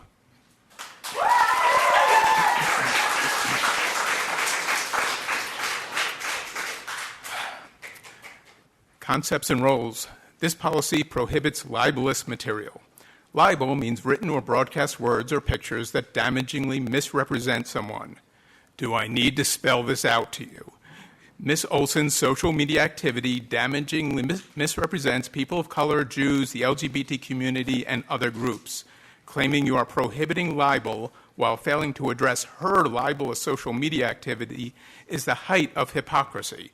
When you make rules that you refuse to apply to yourself, you destroy this board's credibility. Ms. Rendler, if you want to prohibit libel, look 2 seats to your right, go ahead, look at her, and take some action against Ms. Olson for her libelous activity. It has been outrageous, and you're going to try and pass a policy that prohibits libel? Look at yourselves. This is ridiculous. Thank you, Michael.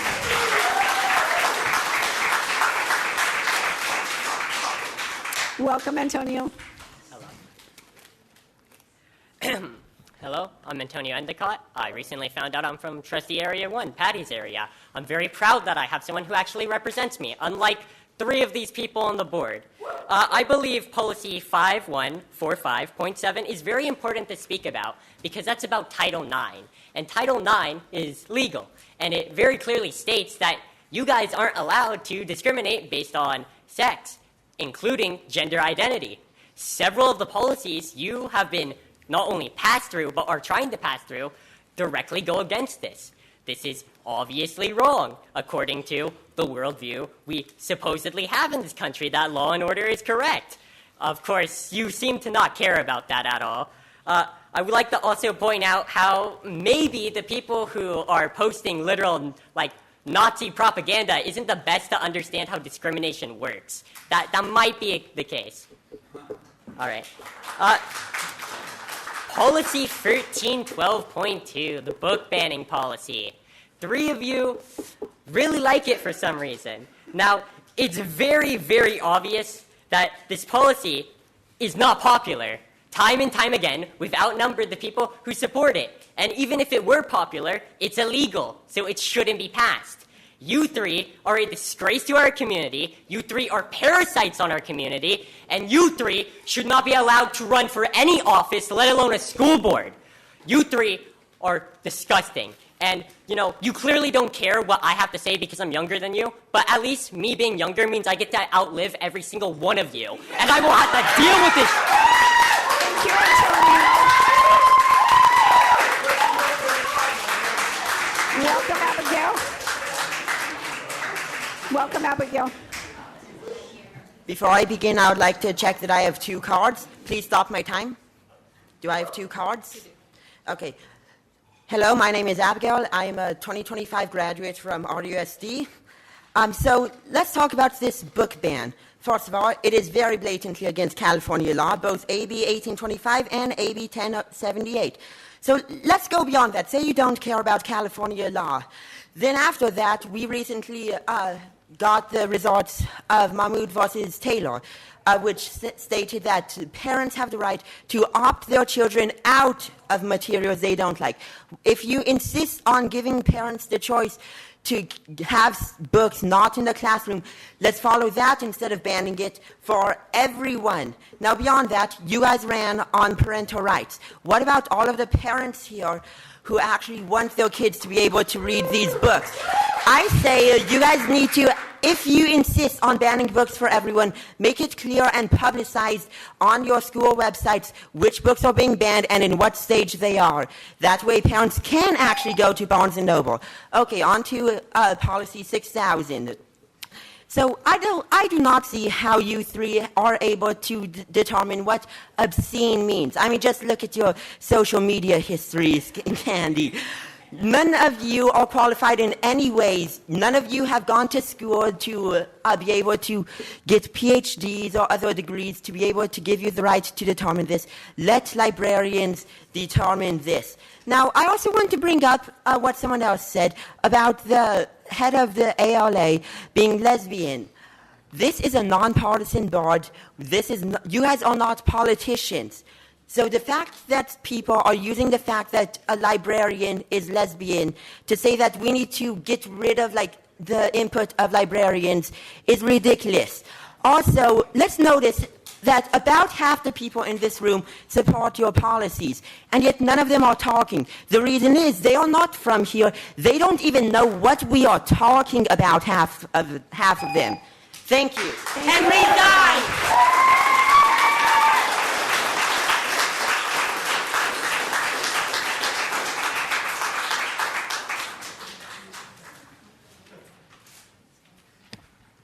Next, we have Valerie Savis, followed by Braxton Foley and John Beer.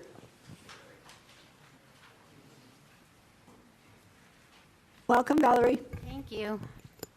So 1312-2, by the way, I've been a Redlands resident for 25 years. So 1312-2 is not a book ban, it's a review policy to keep inappropriate material out of kids' hands. This isn't about targeting authors, it's about protecting children. Jeanette and Candy ran on this issue. Their communities backed them, and thankfully, they won. Disagreeing with each other, they won. They won. Shh.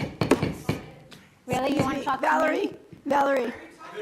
Why are you talking to me? Valerie. Valerie.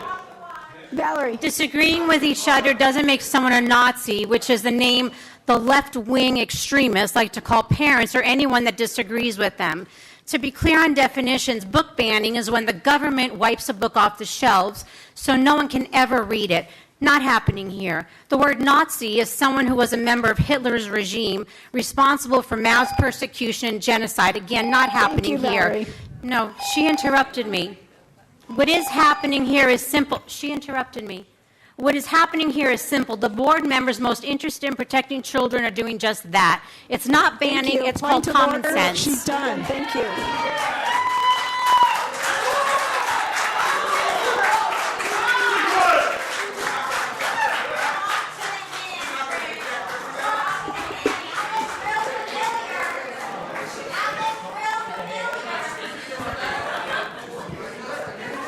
Welcome, Braxton. Please sit down.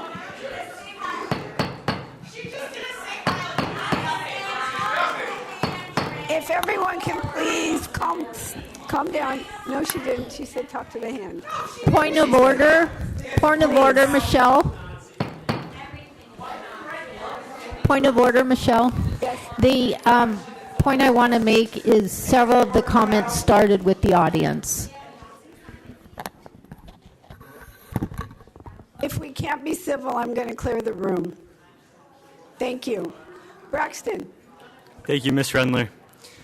As a student of RUSD and someone that lives in the school district, I've stood here for 3 years ago and pointed out what was happening in these books. I read directly from Beyond Magenta, where it says, "From 6, I used to kiss other guys in my neighborhood, make out with them, and perform oral sex on them. I like it. I used to love oral." This isn't about banning books. This is about taking out pornographic material from our libraries. Can you please pause my time? They're allowed to interrupt, and I can't give my speech. And I'm a student, and they're old people that are just here. You'll get... I'm waiting for my time to be stopped. Just keep going and we'll add 5 seconds. Please, audience, please don't talk to the speaker. Thank you.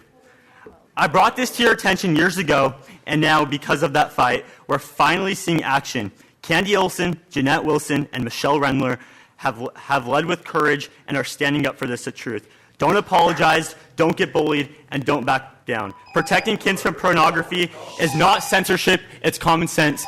Thank you guys for standing up for the truth.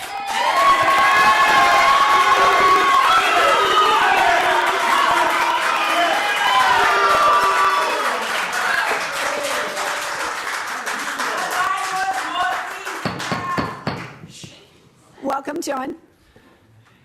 Good evening, board members. My name is John Paul Beer, and I'm here today to encourage you to vote yes on Measure AR 13-2. The Founding Fathers understood that there is a difference between freedom of speech and license to speech. Freedom is the ability to choose good, as defined by Thomas Locke and Jefferson. License is the ability to do whatever you want to whomever you want. Our Founding Fathers wisely realized that license would lead to anarchy and the imposing of one man's will over another's rights. When I read the excerpts of the books in question tonight, I see that what can only be described as license, rape, incest, graphic sexual violence, and other atrocious behavior we have treated as criminal since the days of old Rome. These books teach children it's okay to impose sexual desires on others, in spite of their innate human rights. So I encourage you to follow in the footsteps of our Founding Fathers and uphold true freedom over license. Thank you. Thank you,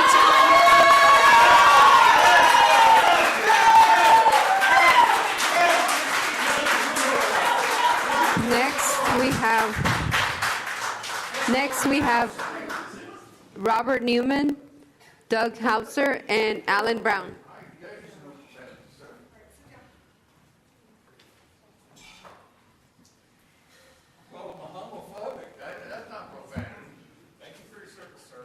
Excuse me.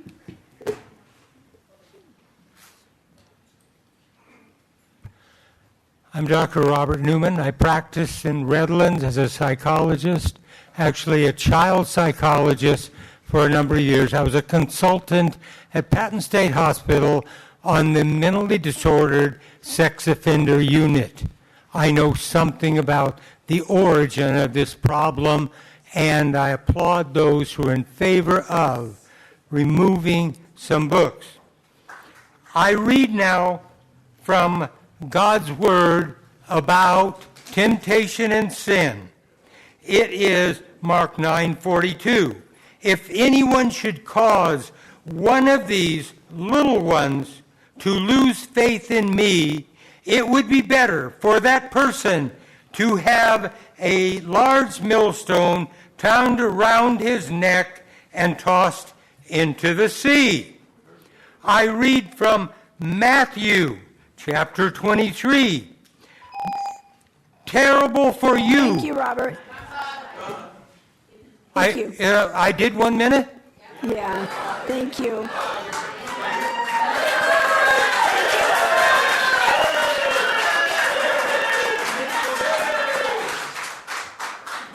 Never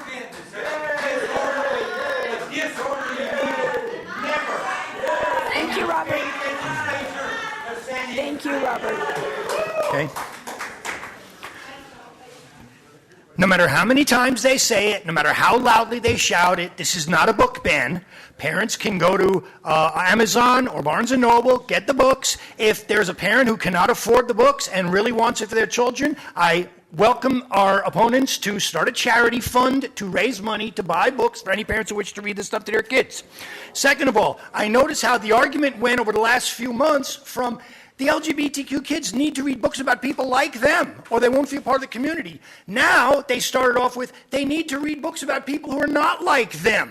So they want the other kids to be reading about this stuff. And I would say if they want to read books about people not like them, I suggest Helen Keller, Don Quixote, Macbeth, Captain Ahab, Mowgli, Solomon Northup, Virgil Tibbs, Oliver Twist, Anne Frank, Sherlock Holmes, Sir Thomas More. We can go down the list of great, great literature that the world has seen.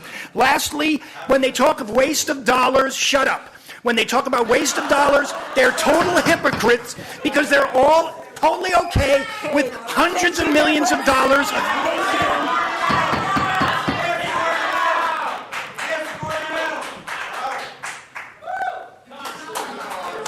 This gentleman in the front, please. This gentleman in the front. Point of order. Excuse me. Can you please send this man out? He's been repeatedly told. My name's Alan Brown. I'm not going to take a minute. I've seen this before. I've been going to book banning meetings for a long time. This is absolutely book banning. The idea is what you're doing is you're taking access away from people who want to read it. Now, let me give you some advice, because I've seen this. I was the anti-censorship guy for the ACLU in Indiana for about 10 years. I want to give you advice. If you pass this bill, you're going to get sued. You see the plaintiffs right in this room. When you get sued, because there is precedent after precedent, you will lose, and your insurance will not cover it because you are breaking the law to enforce it. My advice to you, to save face, because I found out about this listening to NPR. You guys have disgraced yourselves. Table this issue and let it die.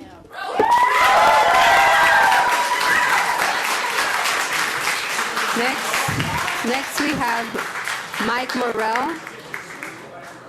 Next we have Mike Morrell, Dale Broom, and Desiree Rivera. It's going to be expensive. Oh, no. I had never lost a race. Excuse me, Mike, hold on 1 second. Ready? No, 1 minute. Thank you. Excuse me.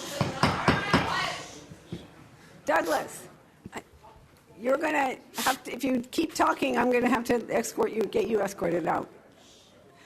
Okay. Thank you, Michelle. Thank you very much. My name's former State Senator Mike Morrell, who represented Redlands for over 10 years. I'm glad to be here. And I know the cost of books cost a lot.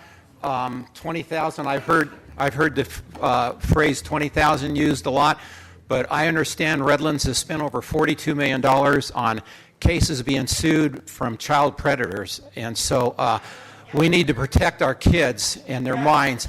And I'm grateful that Candy and Jeanette and Michelle are standing firm because they want to educate our kids in classical literature, mathematics, the science, so they can compete in a competitive global economy rather than some of the pornography things that have gone here today. And then lastly, I just want to quote George Washington, who reminded us of a great country, that of all the habits and dispositions which lead to political prosperity, which is prosperity across the board, morality and religion are indispensable supports. So Candy and Jet, thank you. Thank you, Mike.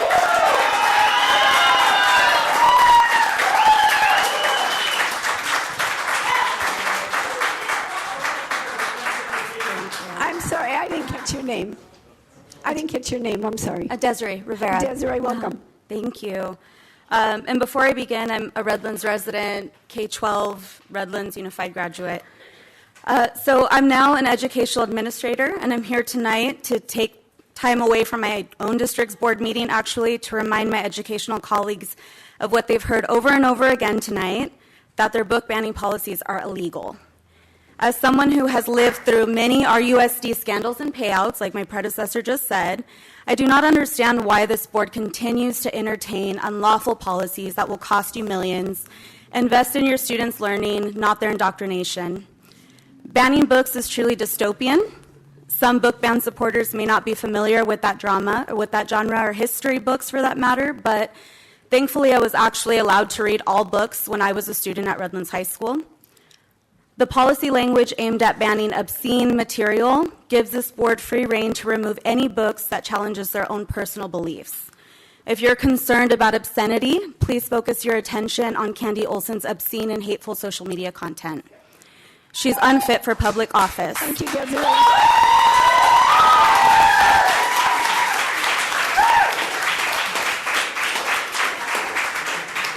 Welcome, Dale. I just want to verify, do I have 2 cards? Okay, good. Yes, my name is Dale Broom. I'm from District 1, and I also wanted to applaud the school board for pushing this policy of AB 1312.2. It's very important to recognize that, that pornography or obscene material is harmful to children. And we have a moral obligation from this school district as well as the school board to protect children from sexually graphic material. Now, the definition of obscene material is not vague. It is very clearly defined in the California Penal Code. And that definition was read earlier by another person. It is not a violation of AB 1078 because this policy is not targeting LGBT authors, content, or text. What it is doing is identifying sexually graphic books. Those sexually graphic books may have LGBT characters, they may have that type of thing, but the point is it's because of the sexually graphic material. Second of all, it is unlawful in the state of California for children under the age of 18 to consent to sex, yet these books have multiple episodes of teen sex. Thank you, Dale. Okay. Now, I wanted to go ahead and address further on Board Policy 6000, and I do want to just reiterate that there is a difference in the terminology regarding perceived versus pervasive pornography. That probably you should just remove those terms. You don't really need to define what pornography is. You already have that definition in obscene material. Now, I wanted to just bring up another point that's very important, and that is that when a child reads or visualizes something that is obscene or sexually explicit, it doesn't matter if the book has literary value, because that image will stay in that child's mind until they die. And they will think about those thoughts for years. They will never remember the artistic or the literature value of these books. They're going to remember those scenes, those sexually explicit scenes that are described in those books. And so that is why when you set up your rubric, you need to make sure that you prioritize, does this have sexually graphic material? Thank you. Thank you, Dale.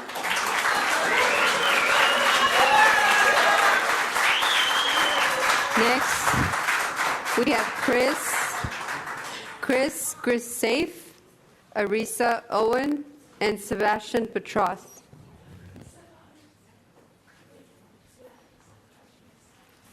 Welcome, Chris. My name's Chris Grisafi. I'm in District 4, and I just wanted to say that it's working. This is what it's all about, democracy, except for some of the rude people that don't show respect. It actually is working. We're getting our opinions. We appreciate the board is listening to them. I just want to remind the board, though, that in the 2024 election, that Candy and her other conservative running mate got 64% of the vote. So this community is conservative. That doesn't mean we're restrictive, but we are conservative. So the board needs to take that in consideration when they're hearing all of these pieces, that the majority of the people here, because that's what we are. We are a democracy, we're a republic, but we work with the majority of the voters.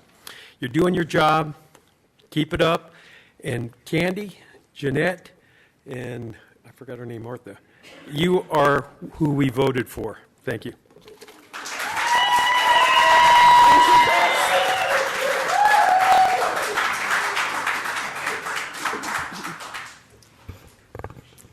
Welcome, Arisa. Thank you. Hello, my name is Arisa Owen. I am in Trustee Area 1.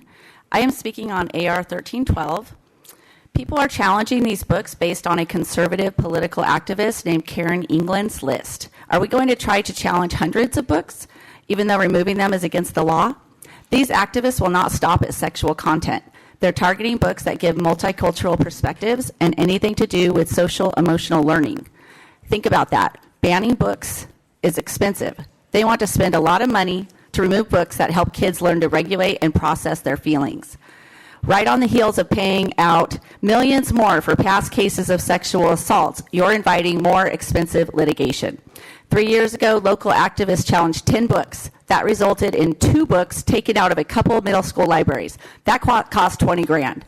How many more hours of our district staff's time that should be devoted to actual issues this district faces will be wasted? In Florida, a study found that they're spending an estimated $5 to $6 million a year to ban books. Do I have 2 cards? Do you have another one? Okay. Oh, I'm sorry. Okay, on BP 6000, the book banning policy that you 3 have made up your mind to pass has a section that explains that any book challenged due to sexual content can skip the first committee, which is clearly a symbolic gesture anyway. I mean, that's what this is all about, right? Sexual content. Once this policy is passed, the district is supposed to create a committee to create a rubric scorecard, and a definitions list. Will this mirror the Miller test, which is the standard for the U.S. Supreme Court? Last week, the federal judge in Florida who struck down the book removal law said that the law's focus on books that describe sexual content is overly broad, even going so far as to say the description was unconstitutional. For something to be considered obscene, it takes more than a single reference to a sexual act. The scene or passage has to be proven to be gratuitous, as in it doesn't serve the plot, and that it has no artistic merit. I don't trust you 3 to understand the literary merits of anything. Thank you, Arissa.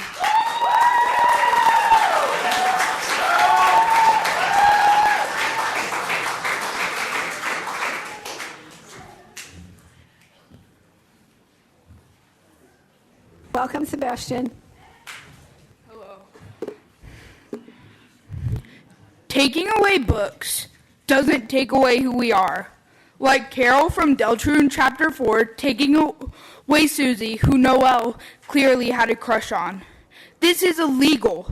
We will get sued. Taking away a safe space from us is not okay. I get it. You feel bad. It's hard for you guys to read and you feel like you're missing out. But taking away books, you expect us to go against our morals and try to shape us. This is not the Snowgrave route in Chapter 2. Don't try to run us over like Asgore. We will outrun your Bergen truck. Growing up is finding out that Sans is the hero and Frisk is the villain in the genocide route. You might think we are the villain, but we are really stopping you from killing everyone else. In every other route, Sans is a good guy. So don't take away our books. We will stay determined. Which is also why you should quit, Candy.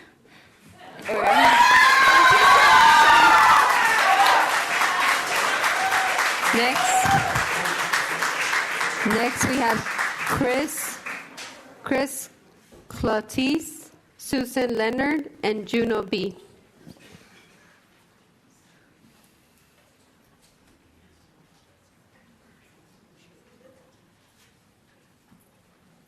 Welcome, Chris.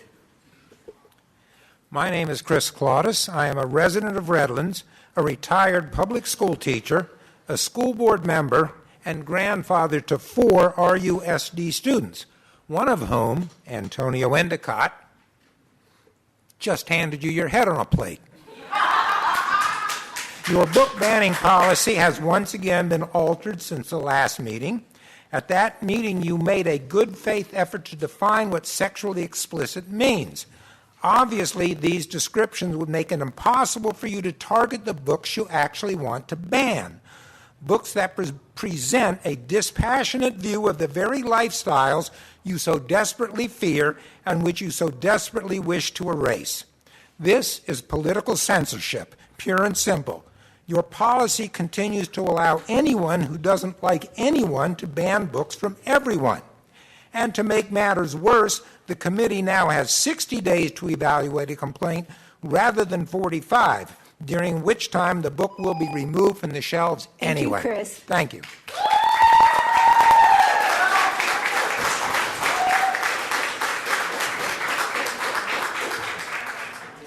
Welcome, Suzanne. Oh, hi. I live in Redlands. Okay, so I want to address AR 1312.2. And I believe that the student should, that's the first one. I believe the student should have access to books that help students work through issues in their lives and also address diverse perspectives in life. All right, I was able to view the books. That are supposedly obscene online in the school district. These books are appropriate, not obscene or pornographic.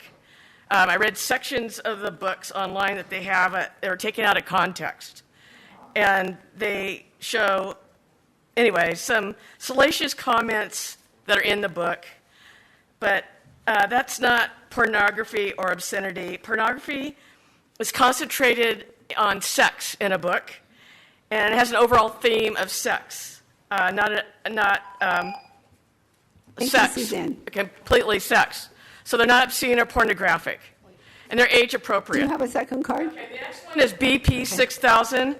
So if you're thinking librarians are incapable of choosing appropriate books for students, then why doesn't the district fire the librarians?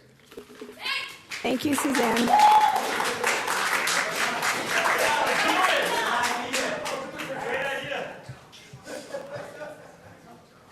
Welcome, Juno. I'm from Inland Empire Prism Collective, an organization that serves LGBTQ students in Redlands. This proposed concepts and roles policy is censorship, and evidently it's not about what is actually appropriate and safe for kids. It's about giving you the power to decide what content is acceptable in our schools, not based on objective standards, but based on your own personal politics and bigotry. It opens a door to silencing perspectives and erasing communities you personally disapprove of. There are only 5 of you on this board representing thousands of students, and only 3 of you actively support this policy.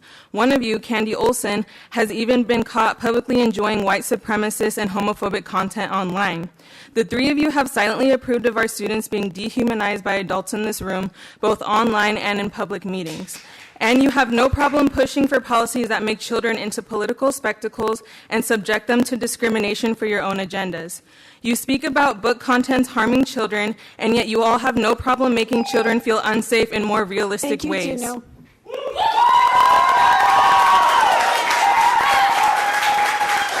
Next, we have Matt Appleby, Patricia Wilson, and Kate Appleby with 2 cards. All right, Matt Appleby, parent of a CV student. Welcome, Matt. Recently, a federal judge in Florida declared House Bill 1069 unconstitutional. Reading about this bill, I felt like I was reading this policy that Ms. Olson has written, which is not a surprise, because Ms. Olson seems to believe that writing only involves 2 steps, copy and paste. We have already said that this regulation will cost the district money. Now, there is federal precedent making it even easier for a parent who feels like we are restricting their students' freedom to read to sue the district. Let's save the district some money and all of us a hassle. Keep the old policy. Let kids and parents decide what is appropriate for them specifically to read, not what anyone can read. Thank you, Matt.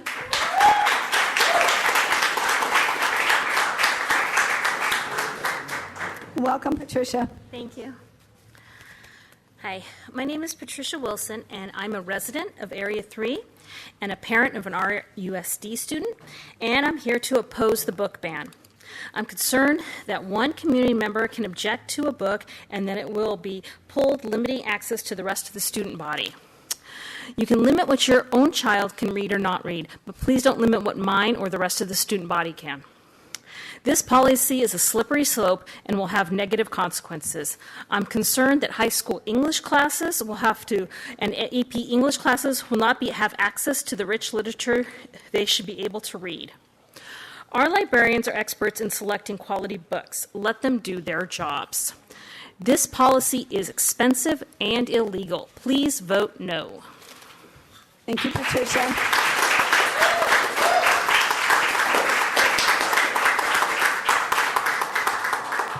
Welcome, Catherine. Good afternoon, Board. I am a 45-year resident of this district. I am a graduate of RUSD, and I live in Area 4, and I have a child at Citrus Valley. First up, 11B. First, thank you, Vice President Holohan, for insisting that your fellow board members revisit AR 1312.2. The two revised drafts are improvements to the originals, but this is still an unnecessary revision. I do believe that there is work that can be done to the request for removal form. Question 6 is too subjective when it asks, is there anything good about this material? Please remove this question, as there should be nothing subjective about filing a complaint. Question 8 should support the collection development policies of RUSD by asking for a replacement recommendation that is comparable to the material that the complaint is about and follows current selection process. Your revisions to this policy have shown us that you are capable of collaboration and critical thought, so continue that. 11D.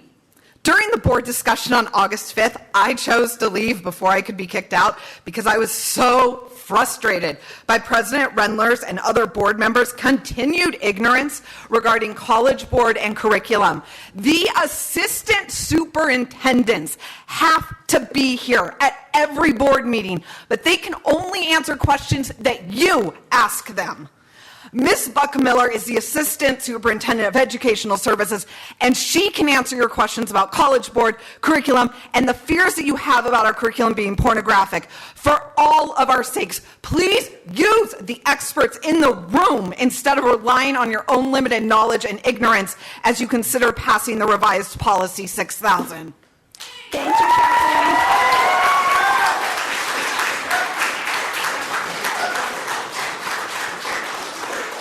Next, we have Shannon Simpson, Kathy Jaff, and Julie Town.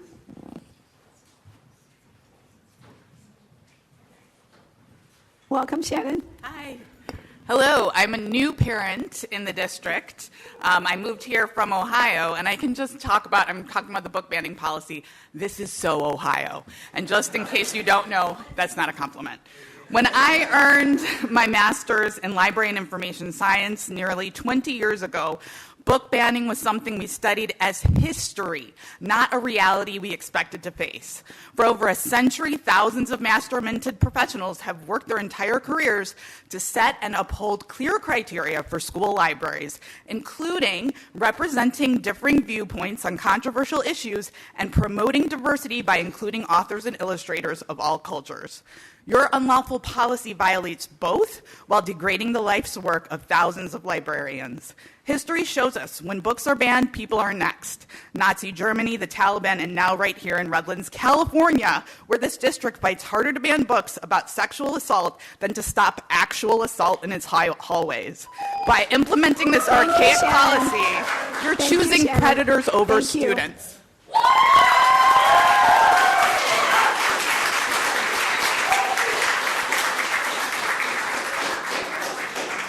Welcome, Kathy. Good evening. Kathy Jaffe here. I'm a parent of two students at Rev. I strongly oppose AR 1312. And first, I want to draw attention to the books that were highlighted on Candy Olson's social media. So when we say that they're not targeted, we've got The Perks of Being a Wallflower, Me and Earl and the Dying Girl, Push, Sold, Beyond Magenta. These are not dangerous books. They are not pornography. They are works of literature that give voice to marginalized experiences, help students make sense of the world, and build empathy. I realize empathy is lost favor these days, and that's really sad. You cannot say this is not targeted towards LGBTQ+. It is. Labeling these stories as obscene is inaccurate, it's insulting to the educators who teach them. Quoting them out of context is a publicity stunt, and the theatrics are tiresome. The fact that these titles are under attack shows that this isn't about protecting children, it's about silencing perspectives. Do better.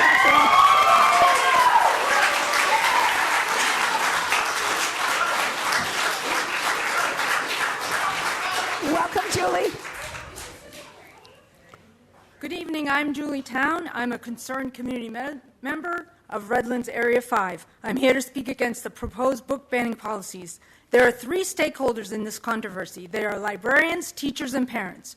Our librarians are trained, educated professionals who curate book collections to meet the academic and developmental needs of all our students. They are the experts in this field.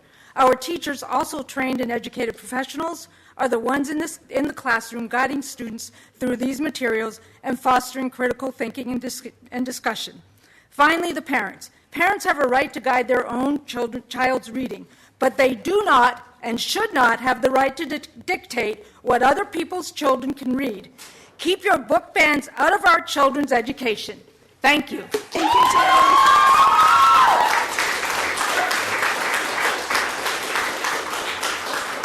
Next, we have Caitlin Town, followed by Patrick and Isaac Villagran. Welcome, Caitlin. Hello, I'm here to speak about policy number 1312.2. Banning books is a slippery slope to government-sanctioned censorship, something that history has shown again and again is a destroyer of democracy. This attempt to ban books is a thinly veiled hate crime against the LGBTQ community, and I'm here to say no more. Every student deserves to see themselves represented in the books available to them in school. They deserve to feel pride and love from their community. They deserve to have a school board that votes for policies that protect all students, not one that kowtows to extremists and hate groups. And they deserve to see Candy Olson resign in shame. As I was saying, diverse books not only helps to protect democracy, it allows every child to feel included and fights the plague of prejudice and hate that has been seeping into our community. As a Redlands resident of District 1 for the past decade and a middle school teacher in the Inland Empire for the last 12 years, I implore you to vote against book banning now and in the future. Thank you. Thank you, Caitlin.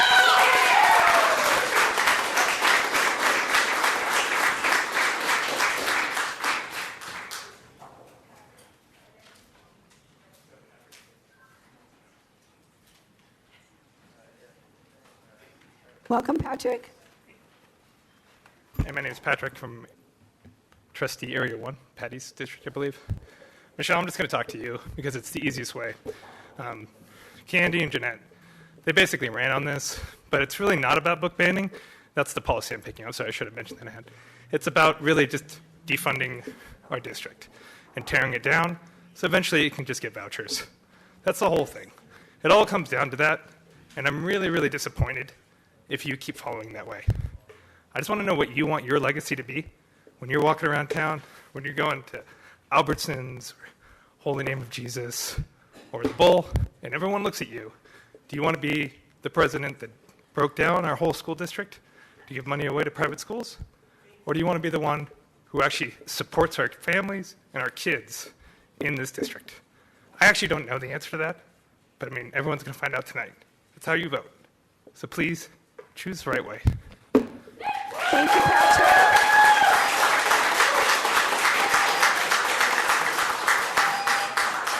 Isaac Villagrana? No Isaac? Greg Britton with 3 cards, Michael Grossman, and Karen Lehman.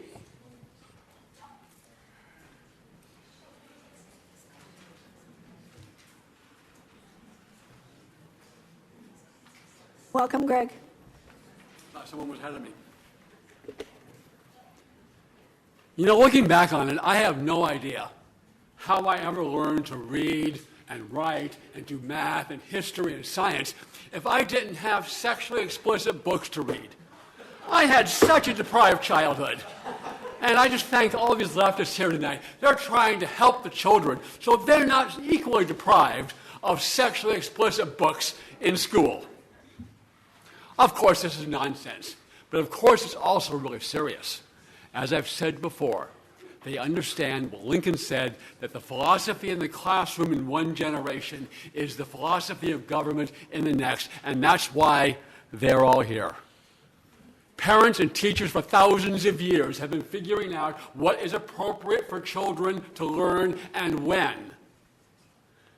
We elect you to make that choice here in our schools.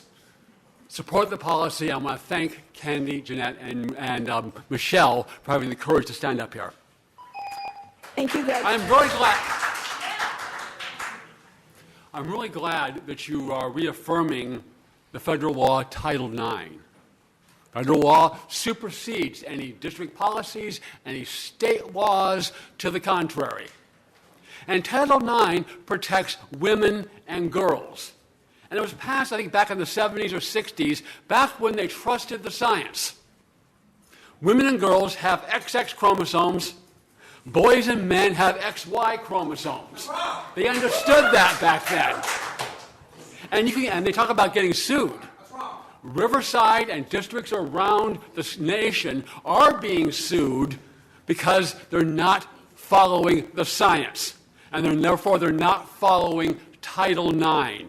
So, yes, reaffirm it, but actually upheld it and protect the women and girls, protect their sports, keep the boys out of their locker rooms, restrooms, and sports, or you will get sued like Riverside is now.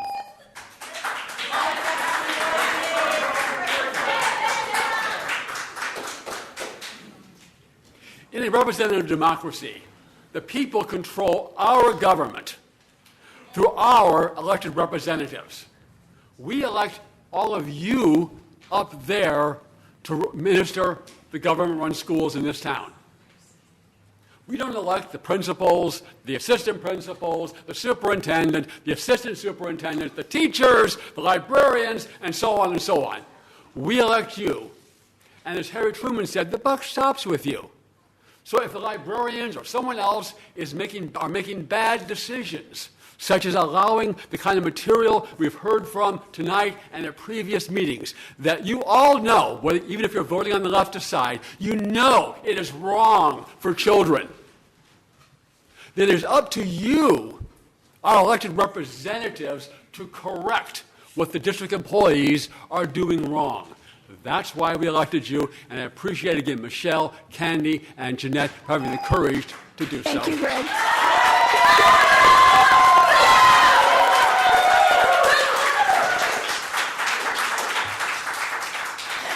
Welcome, Michael. Thank you. I'm a resident of Trustee Area 2. I'm speaking on item 11B, the proposed amendments to AR 1312 book complaints. I live here. President Rendler, I live in your trustee area. You have the deciding vote on this issue. You have tremendous power and thus tremendous responsibility. An obvious and overwhelming majority of your constituents have begged you to vote no and keep the existing policy in place. Please listen to us. It is outrageous that this policy requires our principals to remove the item from a school library for anything that has alleged pornographic content, per the reporting party. This loophole allows any community member to perpetually ban any book, including books on the targeted list, such as Toni Morrison's Beloved, winner of the 1988 Pulitzer Prize. Shame on anyone who votes yes on this policy. Vote Thank you, no. Michael. Thank you.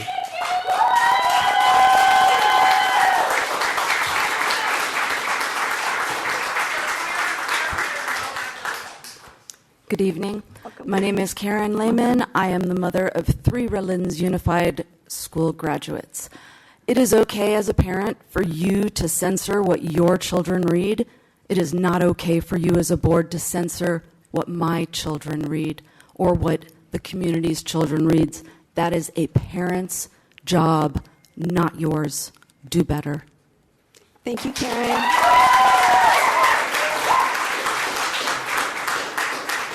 Next, we have B with 2 cards, Issy Mason and Maria Jordan.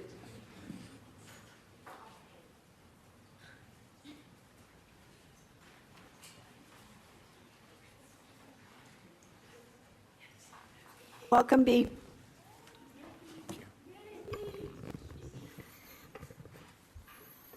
So I wanted to speak first on the 13B RSE. I didn't want to come tonight. The school board has enlisted the foulest soldiers to ravage our schools and destroy our rights under Title IX, and I did not want to watch it happen. This morning I recalled a Buddhist parable. A monk was trying to make a bouquet. And he kept clipping at it, but it was never satisfied. His teacher saw this, picked up the monk's discarded clippings, and made a beautiful bouquet. There's nothing beautiful about what's happening here. However, when I look down at the clippings, I see the families and educators who stand with our children. A beautiful bouquet that you have thrown to the ground. And tonight, this board will vote 3-2 to clip away at our libraries and our community to make a hideous mockery of a bouquet. And we are reaching down, and we will create a beautiful one from the clippings, and we will make sure that there are flowers. Thank you. Thank you, Maria.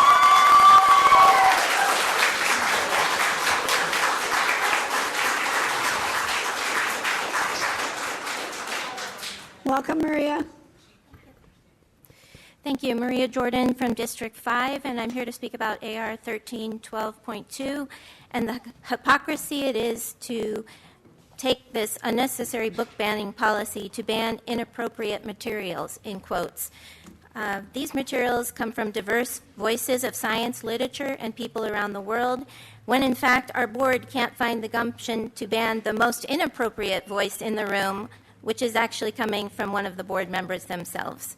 Furthermore, I felt it was ironic to receive a note through the Parent Square app on August 6th, the day after the spectacle of last month's board meeting, from Superintendent Cabral and Dr. Rudy Wilson, reminding us that students and families, that all forms of discrimination, harassment, intimidation, bullying, and on and on and on are prohibited under state and federal law, and that including any conduct based on gender, gender identity, etc.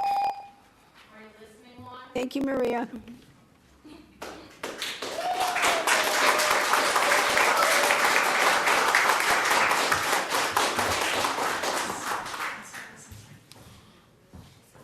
Welcome, Izzy. Hold on one sec. Okay. Oh, can I go? Oh, sorry. Always start. Go ahead. I'm here to strongly urge you not to pass the book ban policy. Please stop trying to control students. The flag policy was crazy enough, but books? Take a look at in history and look at who advocated for banning books. Michelle, do you really want to be lumped together with Candy and Jeanette? Do you really want to be called a Nazi? Are you proud of that? Are any of you guys proud of that? I certainly wouldn't be. So please stop trying to ban books and censoring us students. We are tired of it. Thank you. Thank you, Izzy.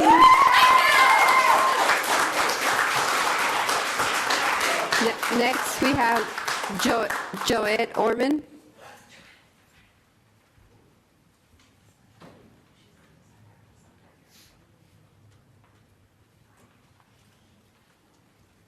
Welcome, Joette. Thank you. Hi. Okay, I'm here to also speak about the book banning policies. I am a product of the Redlands School District. I have a child in the Redlands School District. I also then went out into the world and also lived there. And I was really proud to come back to Redlands and really disappointed to see the turn that it took shortly after moving home. I had a lot of things to say. I think I'm going to scratch that. I also want to talk about, I went to Sacred Heart. I know a lot of these policies are being pulled from that religion. When I was there, somebody shot the principal and killed himself. So I'm thinking that it wasn't great doctrine. I love the Catholic faith. I am Catholic, but the way that the school is run and the way that this is following suit scares me because I was in 7th grade.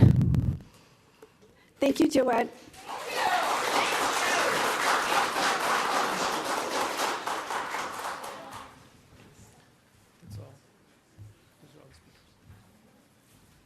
That was the last card.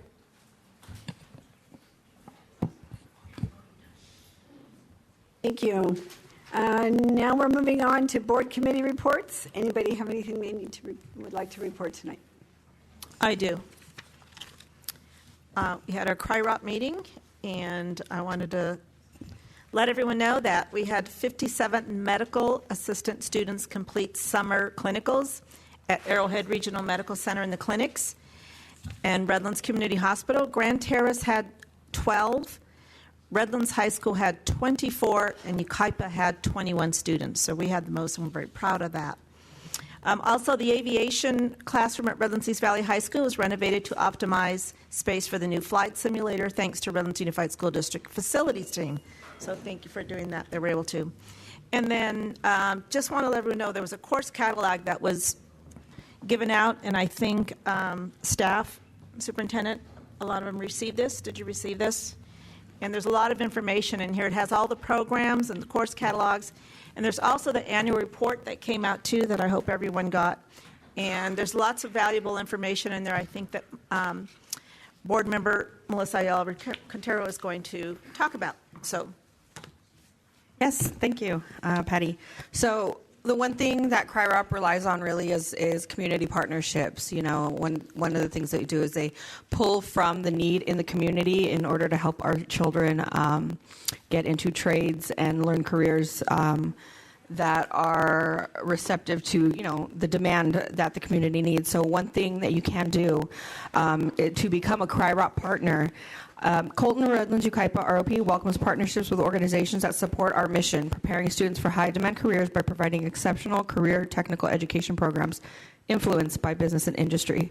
So if there's ever an opportunity for you to do one of the following jobs, I would highly suggest you either reach out to me or to CRIROP directly with the superintendent's office.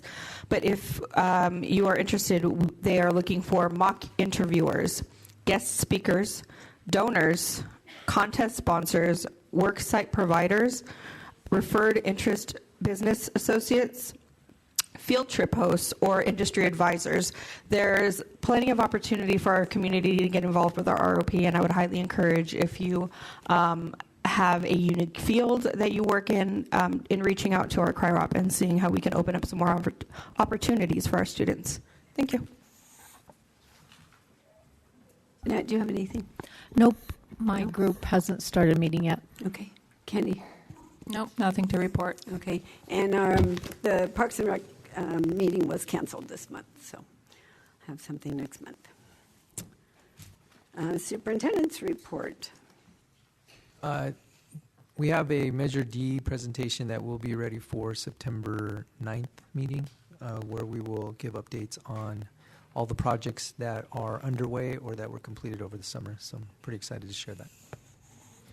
We will now continue with the superintendent's recommendations.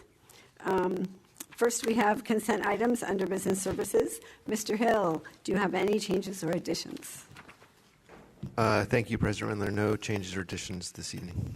Right. Is there a motion to approve items 10A, consent items B through F? So moved. I'll second. Thank you, Patty. Thank you, Melissa.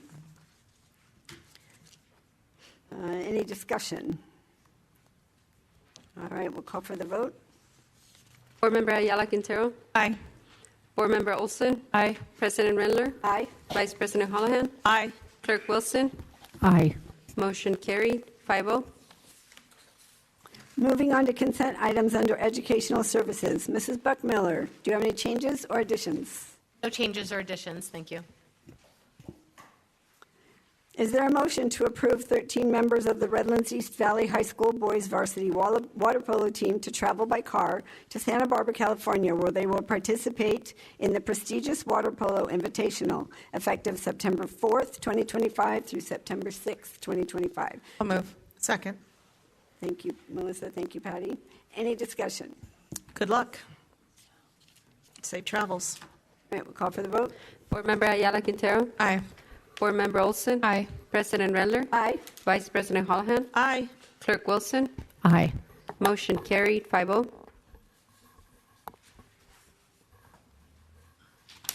Is there a motion to approve revision of Administrative Regulation 1312.2, complaints concerning library or media center materials, second reading? Do you have a motion?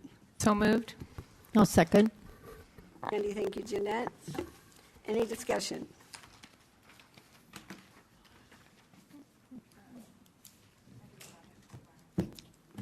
Anybody have do you want to say something, Melissa? Okay.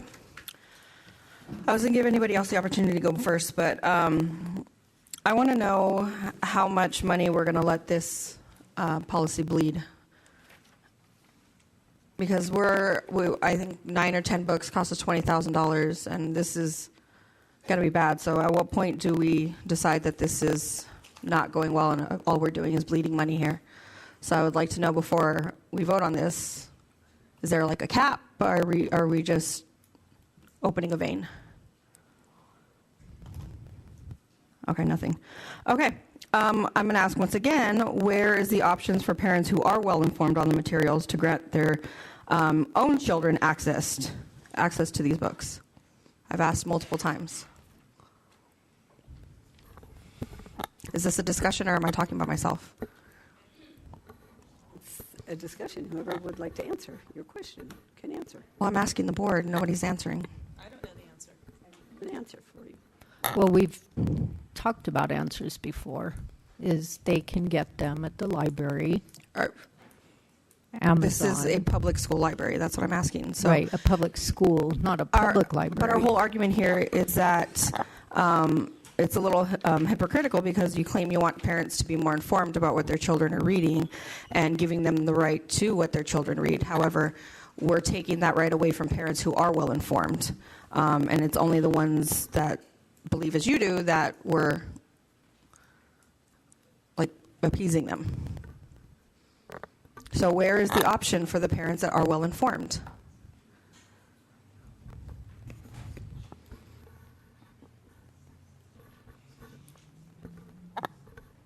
Nothing. Can I get some answers? I've asked multiple times for, an addendum, any sort of option. You can put them to the side. We can do an extra, like a permission slip. These are books that we've already paid for. So if a well-informed parent who is aware of the content that their children will be reading says it's okay, why are you saying that's not enough? Okay, well, remember, we talked about this before, where we're not under any obligation to provide material that's going to be harmful for children. But who says it's harmful? You. Sexually explicit material is harmful to children. So a parent can, just like Jeanette had just said, they can go to the library, Barnes & Noble, Amazon, a public library, and check out that material. So we are not obligated to. I never said we were obligated. I'm saying that a book we currently have in our libraries that we've already paid for, if I say it's okay for my child or any other parent, if 100 parents say it's okay for their child to read, why is that not okay? We're still in charge of owning that book and providing it to a minor child. And if the parent wants to do that on off school hours, then they're welcome to do that. But during school hours, why do you get to dictate? But that's what I'm saying. Why do you get to dictate what my child can read during school hours if reading, which is reading a book in your own leisure, is a part of their grade? It's a part of their Well, why does an adult bookstore get to dictate that your minor child can't enter? Because that is pornography. Exactly. This is not. See, okay, we're going to get to that. I'm going to talk about that. But one thing I am going to say is that I'm very disappointed, Michelle, in the inappropriate timing of your personal statement. You've already voiced your choice and your vote, and I don't find it at all okay that you took your opportunity as a facilitator of this board meeting to air your personal views. If you wanted to read that during your personal statement, that is fine. I apologized. When I did it, I stopped. I apologized. You didn't stop until I asked you to stop, but that you were going to use that opportunity. And I'm sorry, but we already know how you're going to vote, and I feel like that's a violation already as it is. We already knew how this was going to go, so maybe it isn't. But I'm very disappointed and that this is the way it's going to go. But again, nobody cares about the parents who are well informed. It's just what you say goes. You can call it pornography. It's not pornography. Pornography exists simply to arouse someone. And that's not what it is. So all I'm going to say is that, your vote this evening screams that you don't value a parent's role in their own child's life if you don't agree with it. So I am done. I have, you want to go? Okay. I just had a couple comments. I've made them before, but I just wanted to reiterate that AB 1078 has to do with protected classes, and this is not what this policy is about. And also, the other one that people keep mentioning is AB 825 relates specifically to public libraries in the community, not public school libraries. So those two issues you don't need to worry about or be concerned because those are not being violated. I had something to say. Okay, go ahead. As a grown woman, I have passages burned in my mind from reading some parts of the book Push. And this incestuous, pedophilic content can never be erased. It is so... Candy, we're discussing that. So incredibly disturbing. We're discussing to read graphic It is so incredibly disturbing. Yes, I know. We're having a discussion, please. You had your time to talk. You had your time to talk. Thank you. It is so disturbing to read graphic content about a father having intercourse with his daughter. This baby... Can you please remove whoever is doing that right now? Whoever's doing that, can you please remove them because I can't. We're trying to have a discussion and I cannot hear.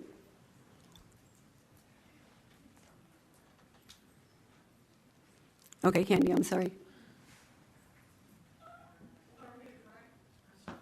The baby was still in her diapers as the story recounts her father removing her diapers and attempts to insert his penis inside her.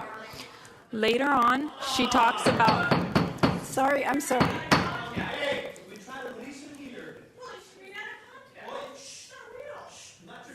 Please remove that person who's speaking. I don't know who that is. Please.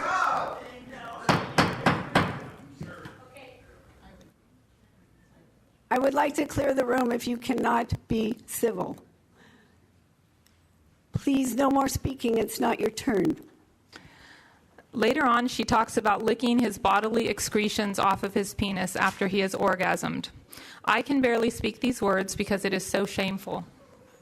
Yet we have it available to our kids in 2 of our high schools. It used to be in only 1, but despite being challenged, our schools still brought this content into a 2nd high school.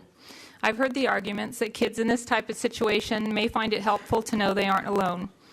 However, there is no mention of resources in this book, how to seek counseling or approach a trusted adult or any other contact as to how to escape such a scenario. In addition, the more children read about this, the more pedophilia and incest is normalized and their minds are desensitized, making them a bit more accessible to predators who may wish to abuse them. Finally, and most importantly, there is never a need for the incredibly obscene details in order to convey empathy and compassion. A good author is able to write an emotionally moving account without vulgar graphics. So I am excited to vote on this new book challenge policy, which will be efficient and cost our district almost nothing. This is quite an improvement in the old policy. This policy, many people have asked for how much money it will cost, and if the content is sexually explicit, it will cost almost nothing for our district, which is very exciting. And that's it for my comments. Thank you. So I have a question. I just had a question for Ms. Olson. Okay, what's your question? So you mentioned that the books don't have any sort of resources. Would that make it better? If we slapped a resource list on there for students, would that make it agreeable to you? No, I just think that it should have a point. It should teach a child. If the point is to show empathy and compassion and the whole reasoning behind, I hear a lot of argument that it's for the children to help them who may be suffering in that situation. Well, you would think that resources or a way out of the situation would be also involved in the book, but it's not. Okay, but regardless, times change, correct? I mean, there are... Please remove that speaker from the room.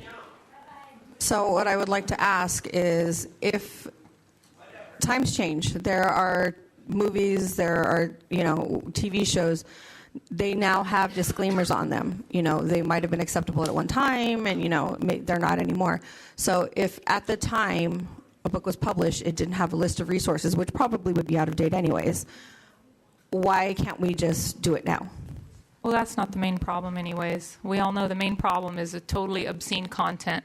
What I just talked to you about, a father trying to fit his penis in his little girl's diaper. Yes, that's disgusting. No one needs to read disgusting. that. No one needs to read that to understand the yes, situation. You're right. It is disgusting. So it's inappropriate content. It's not for age group 13, maybe an 18-year-old, but even me at my age, I find that very repulsive and obscene. And it's meant to shock. It's meant to make you uncomfortable, but you just agreed that maybe someone that's 18, we have students that are 18 years old. They can make decisions at 18 years old. So right, can they not make decisions at 17? I'm saying that's the legal age. It's not a magical number. It's the legal age of adulthood. Right, it's not a magical number. So what does one day matter if they're 17 or if they're 18? But what I'm saying is, excuse me, if I'm having a conversation with Ms. Olson, if what I'm saying is if someone is 18 and would like to check out that book, why do they not have the right to? If it is something that we have previously had in our libraries, I mean, we won't anymore because you're about to take them out. But what I'm asking is, why not?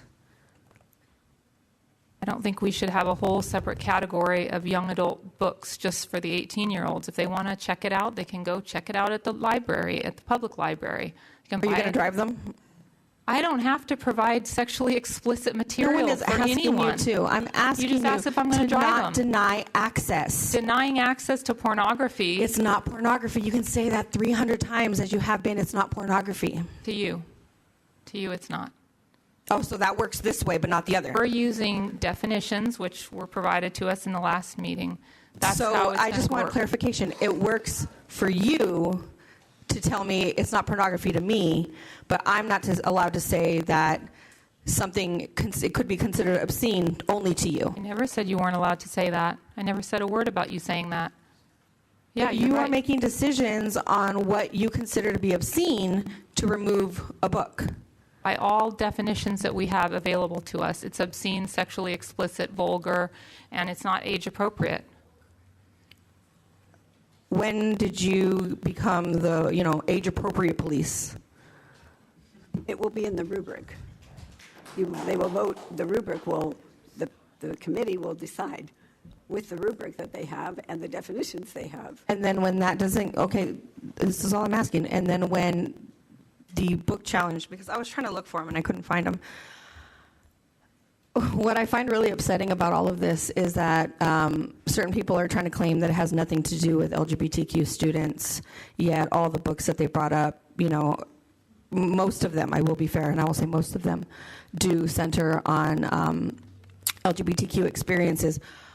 But in our prior book challenges, they did say it was about, pushing the, gender identity and the gay agenda. And that in itself, they didn't get the results that they wanted, and so now here we are. But what I'm saying is that I think it's really disappointing that this is, even though, we're going to pretend it doesn't walk like a duck and doesn't quack like a duck, but it's a duck. And I really am very disappointed in everybody that, this is the route you're going to take. And you can say you support every student, you support all children, and your actions don't show that. And I'm very sorry for anyone that has to, any students that have to be under our watch because of that. Patty. I'm going to say what I said from the beginning, that we started this journey. A slap in the face to our librarians. When we get sued, all of you who vote for this, it'll be on you. And I know one of the board members said that was a mean thing to say, but I'm going to say it again. When you each vote for this, it'll be on you. When we have to lose money and we get sued and we've got to use other resources, then you can thank yourselves.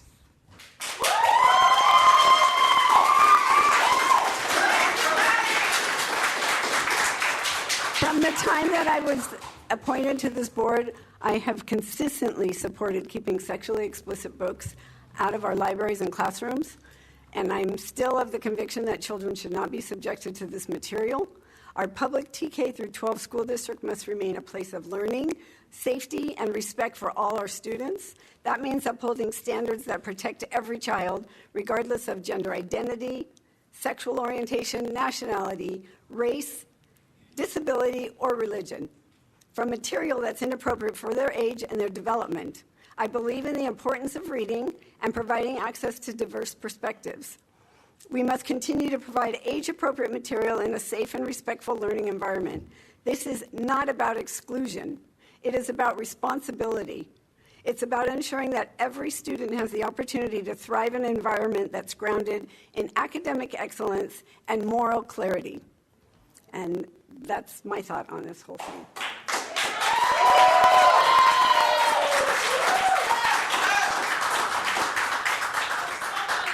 All right, do we have any more discussion on this one? All right, so we're going to call for the vote. Board Member Ayala Quintero? Absolutely not.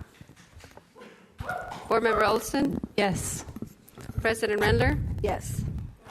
Vice President Holohan? 100% no. Clerk Wilson? Yes. Point of order. Can we get some decorum? We're laughing.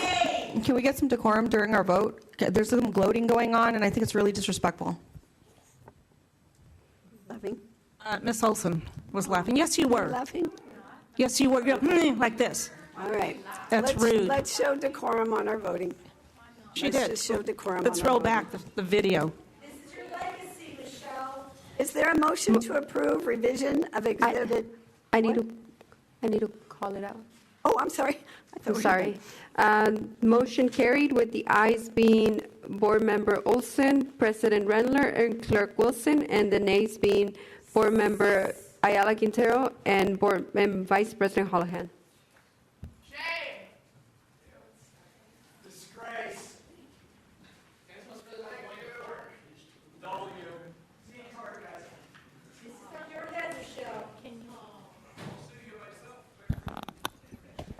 Is there a motion to approve revision of policy 5145.71, Title IX, sexual harassment complaint procedures, the second read? So moved. Second. Thank you, Jeanette. Thank you, Candy. Any discussion on this? All right, we'll call for the vote. Board Member Ayala Quintero? Aye. Board Member Olson? Yes. Board Member, President Rendler? Aye. Vice President Holohan? Aye. Clerk Wilson? Aye. Motion carried, 5-0. Is there a motion to approve revision of Board Policy 6000, concepts and roles, second read? So moved. I'll second. Second. Oh, Jeanette, you want a second? Jeanette, you can take the second. Okay. All right, any discussion on this? Yeah. I am only going to say this. I've brought this up before, and you said that it was just in case, but I'm actually very disappointed in you that you would allow the narrative to spread around that we have pornography in our curriculum. It's such a disservice to our teachers. You are lending validation to the narrative that, we're groomers, that we allow predator, like, things have happened in this district, and yes, it's disgusting and disappointing.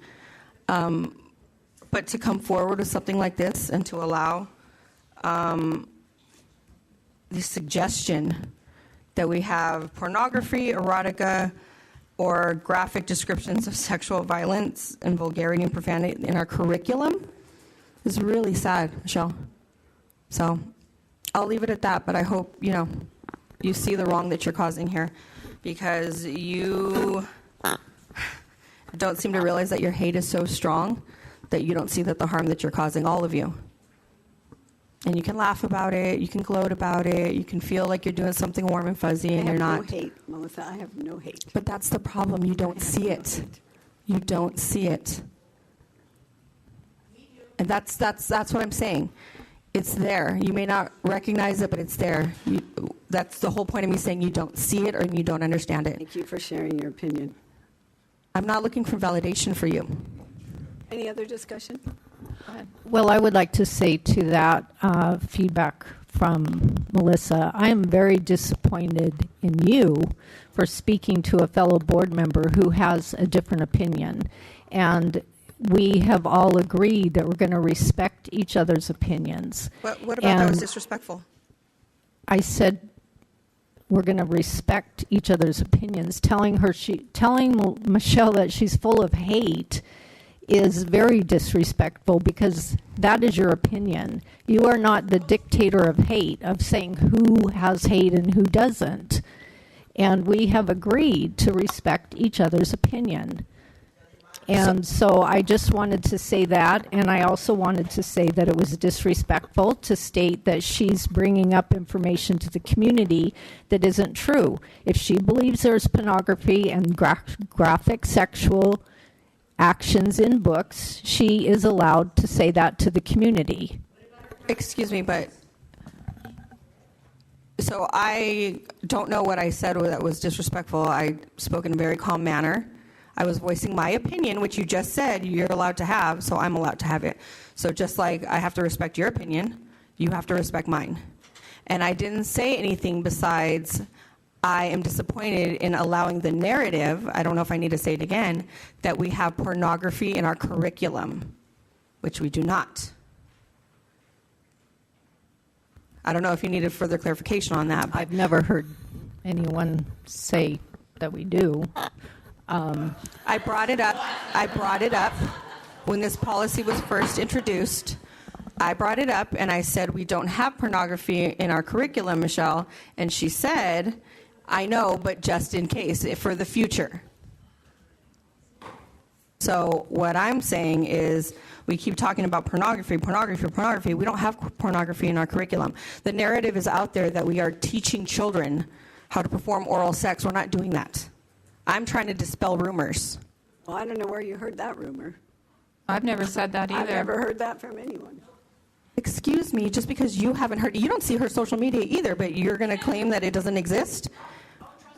No. So, okay, just like you don't hear it, I do, because it's coming from the other side of the dais.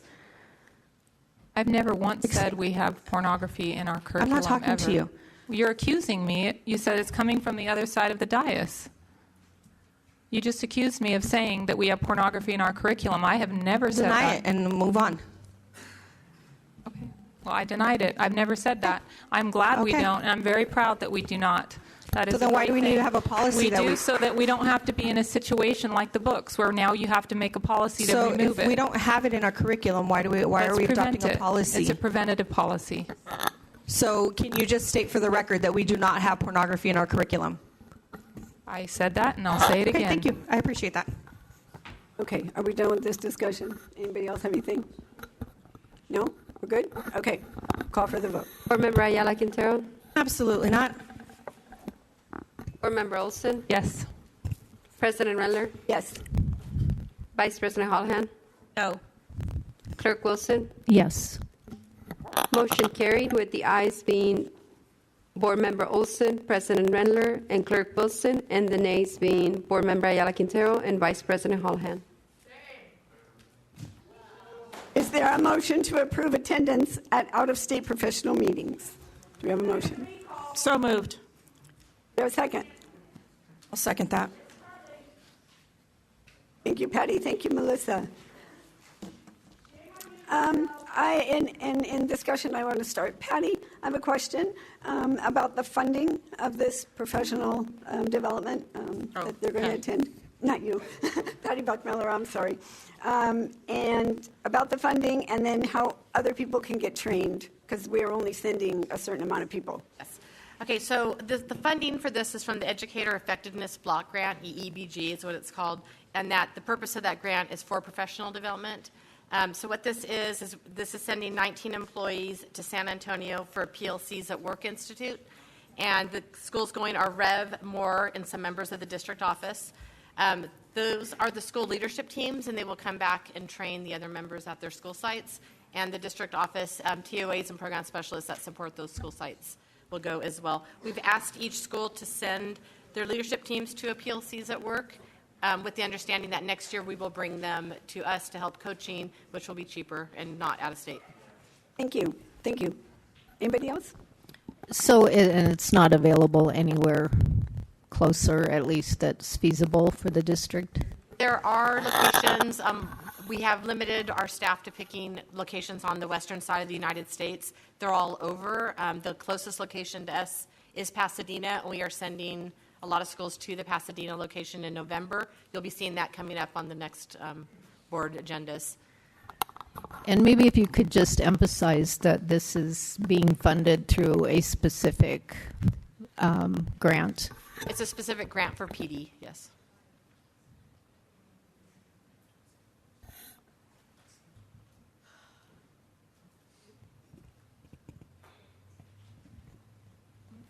All right. Any more discussion? We'll call for the vote. Board Member Ayala Quintero. Aye. Board Member Olson. Yes. President Rendler. Aye. Vice President Holohan. Aye. Clerk Wilson. Aye. Motion carried 5-0. Moving on to consent items under Human Resources. Mrs. Bruick, do you have any changes or additions? No, I do not. Thank you. Thank you. Is there a motion to approve consent items 12A and B together? So moved. I'll second. Any discussion? All right, we'll call for the vote. Board Member Ayala Quintero. Aye. Board Member Olson. Yes. President Rendler. Yes. Vice President Holohan. Aye. Clerk Wilson. Aye. Motion carried 5-0. Now we're moving on to public participation. Community input. Public comments are permitted upon submission of a completed registration card prior to the start of the public participation. This is not a forum for debate. Policy concerns will be referred to the superintendent. When called, speakers may proceed to the podium, state their name and trustee area, and speak for the allotted time. How many speakers do we have? 35. 35. Want to do a minute? So can we get on some sort of agreement about thresholds here? Because we agreed anything over 20, we would reduce the time. But why, how many do we say we have? 35? Okay, 35 gets a minute, but so does 150. So can we at some point come up? If we want to do the same as we did for the We have to. and do a minute. We have to, is what I'm saying. But for the future, can we please get on some sort of agreement as to if we have 500 speakers, I mean, I can see, reducing the time. But if it's 35, I feel like 35 should get more time than 500. Yes, but the first half, we had 160-something. I'm thinking we need to do the same time for both. I understand that, but what I'm saying, we have to do. So then what are you asking? Then what are you asking? I don't understand. Really? Yeah, really, I don't understand. That is so rude. What I'm asking is when we have, excuse me, what is so funny? I'm talking and I'm sorry, but I don't think it's fair that I have to clarify my question. Why is that funny? If we're going to do the same time for both parts of the evening, doesn't matter how I'm many not talking, I'm not talking, but you just asked if we want to do the same amount of time. We have to. I don't think we have to. I think it's Do just, we not? Good practice to have the same amount of time. Okay. For So- both. So what I'm asking is not just for right now. If we have 35 speakers come and talk, we all agree that anything over 20, we would start reducing time. But what I'm saying is, so whether we have 35, 50, 100, 150, 250, the time is still, like the times don't match. We've gone to 45, we've gone to a minute and a half, we've gone to a minute. I'm asking if we could just have a clear guideline for the future, not just today. So you're saying anything over 100 would be X amount of time? Yes. 50 is X amount of time? Yes. But you're talking about two separate times. We had 160 and 35, and you want the 35 to get more time. No, I'm not asking for 35 to get more time, but when we had our special board meeting, we had approximately that many, and we gave them 3 minutes. So what I'm asking is, can we have for the future, for all board meetings, we had, I don't even know, we had 250 last board meeting, and we did 45 seconds. We have less speakers today at 150, and we gave more time. So can we just have a clear guideline of thresholds with different We times? can come up with that. That's what I'm asking. We can come up with that. But it sounded like you wanted to do that right now because we have 35 speakers. So are we in agreement that we're going to do a minute? Yes. Okay. Yes? Candy, a minute? Okay. All right, we will call 3 at a time. Erica Grossman, Trisha Keeling, and Quinn/Lucas Shea.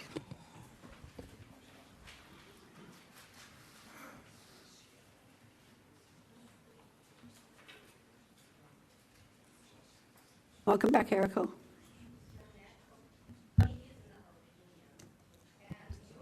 Respectful that you were falling asleep during the board meeting last time. That's disrespectful. So Candy's logic. She likes Nazi content because she read about the Holocaust. Is that how it works? I guess that's right. Yeah.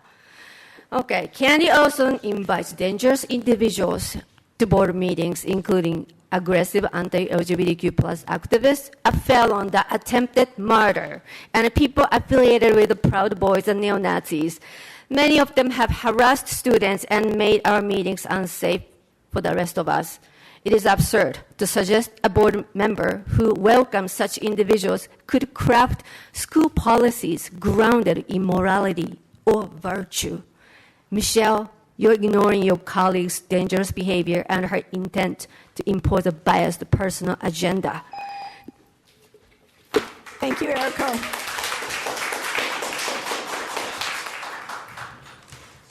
Welcome back, Quinn. I'd first like to give these to the board.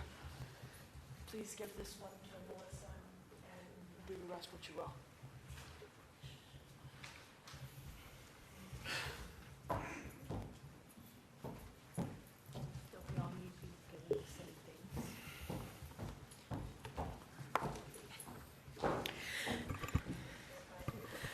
Thank you, board. First off, Candy, you should be ashamed to call yourself a loving parent in person. From destroying memorials to banning flags to harassing trans children and saying that a protest that I spoke at was fake news. Come on, girl, get it right. You made a post stating that Redlands is back, showing a Trump 2024 banner above the freeway. And now if you've seen them, she uses 3 Ks. As well as, need I say more? As well as showing a boat with a Photoshop name that says SSR3T@RD. And coincidentally, I was called that by a woman at my second meeting. You told KVCR you're in it to serve the kids and community. How is banning books, destroying memorials, and harassment saving the kids?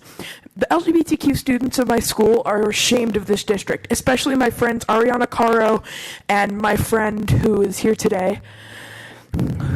You should all be ashamed to call yourselves leaders. I mean, banning trans forts, banning flags. Do everyone a big favor. Resign. Stop adding childish. Oh yeah, thanks for showing your bigotry. Thank you, Quinn.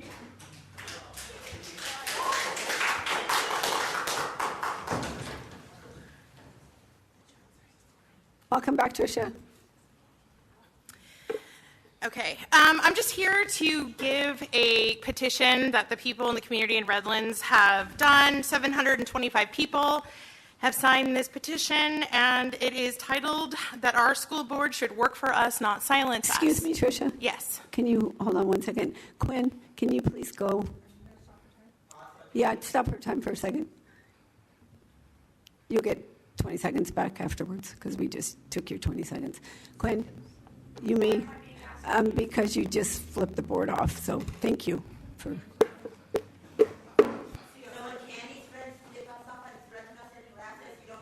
Okay, Tricia. Continue, Tricia. Well, I mean, that's a perfect example of it right now. I don't know how many, terrible, disgusting things that are being said by certain members of the room that you seem to ignore, Michelle. It's one-sided from you. And it's exactly what we're talking about here. So I'd like to thank board members Patty Houlihan and Melissa Ayala Quintero. They have been amazing advocates for people in this community and for families and parents like myself. We're all extremely thankful for their leadership, and that's what leadership is. They actually care about other people besides, who may have donated to them at their last election. You guys are all talking while I'm talking. Seriously, this is exactly what we're talking about. You're not listening to the community. So these are 725 people. They have their zip codes. A lot of them have left messages to you. I emailed this to you today, and we're not going to stop collecting names. It'll probably get bigger and bigger the more egregious this board acts. And when I say board, I'm not speaking about everyone. I'm speaking about you, Michelle Rendler, Candy Olson, and Jeanette Wilson, who, let me remind you, won by only 197 votes in a district of 20,000. Thank you. Thank you, Tricia.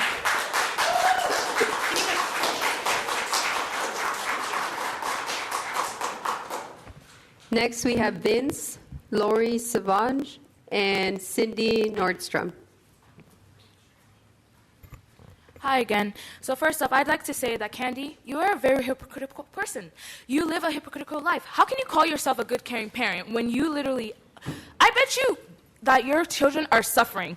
Now, the board has done absolutely nothing under the President Rendler's leadership and allowed a man to take a minor's behind without any consequences, as well as allowing my friend Quinn to get verbally harassed and kicked everybody out just for you to have your extra time to speak. I have been harassed just for being trans. You think that's okay? No, because I have been called a FAG and been bullied by it. And I've had problems with myself. And I hope that you get banned, and I hope that everything, because it's going to be better for the trans and LGBTQ kids, and I hope you get banned. Have a wonderful night, and I hope I don't see you ever again. Thank you, Vince.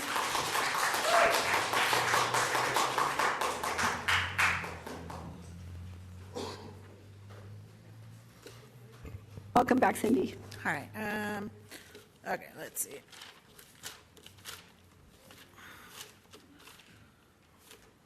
I just want to say to Candy, who can't help herself from liking Nazi material on the internet, and your excuse for all of your horrible content, we're not buying it.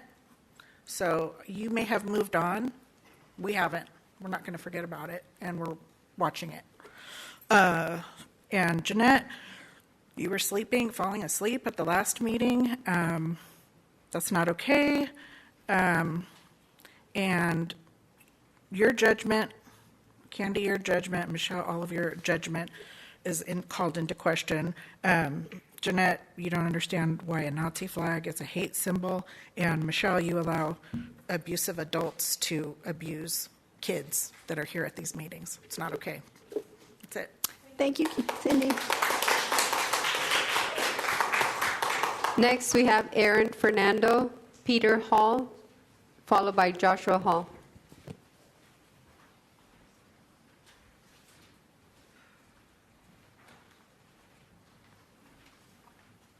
Welcome back, Aaron. Hello. So I'm here to call for Candy Olson to resign for the obscene, libelous content on her social media. I'd also like to ask Michelle specifically, why are you okay with what she posted? Is it just because she's on the same side as you? Because I personally believe actions should be judged on their own merit and not on the beliefs of the person acting. If board member Ayala Quintero, apologies for dragging you into this, posted stuff even half as abhorrent as Candy did, I and everyone else on my side would just as loudly be calling for her resignation. If someone on my side took pictures of teenagers' butts up here, we'd be calling for them to be thrown out. If Joe Biden was Jeffrey Epstein's best friend, I wouldn't wear his hat. Well, I don't wear his hat anyway because I'm not a weirdo. No wonder so many child predators have worked in this district when you're basically sending the message that they're allowed to rape kids as long as they think the same things you do. As someone who actually cares about kids' well-being, I wish I believed in an afterlife so that I could see the look on your face when you're greeted by fire and brimstone instead of pearly gates. Thank you. Thank you, Aaron.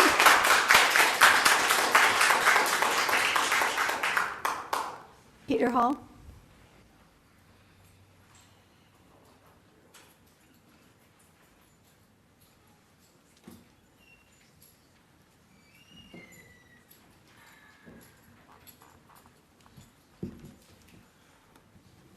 I'd just like to say that the people who are advocating for LGBTQ pornographic and obscene content and constantly talk about how we should welcome diverse views and opinions are also claiming that the school board is run by heteronormative white supremacist patriarchy. Most of the school board members are women. There's only 2 males on the board, and I don't think they're voting members. Yeah, you guys are really defending the heteronormative white supremacist patriarchy. Good job, guys. Thank you. You're defending us, the straight white males. I'd also like to say that the people who claim the school board is going to be sued into oblivion if they vote for passing the so-called book ban policies are also the same people saying that they're going to bring lawsuits against the school. I say if you're going to sue, then sue, and then when the school board no longer exists, then you can create schools of your own and teach the students in your charge whatever you want. Thank you, Peter. Welcome back, Joshua. Nothing makes me madder than seeing a friend of mine get baselessly attacked and their family also attacked just because of who their relative is. Candy Olson has done nothing wrong except not privatize her social media, and I would urge her to sue Together for Redlands for defamation and for targeting her family. The mob has better morals than they do. They don't go after family members of enemies or traitors to their organization. The mob has better ethics than they do. I also urge the school board to countersue Together for Redlands now. I know that Patty Holohan and Michelle Ayala Cantaro won't go with it, but I think Juan Cabral and Michelle Renler will, so I urge the school board to countersue if there is litigation from Together for Redlands. Thank you, Joshua. Next, Michael Paisner, Jessica Callender, and Samantha Trad.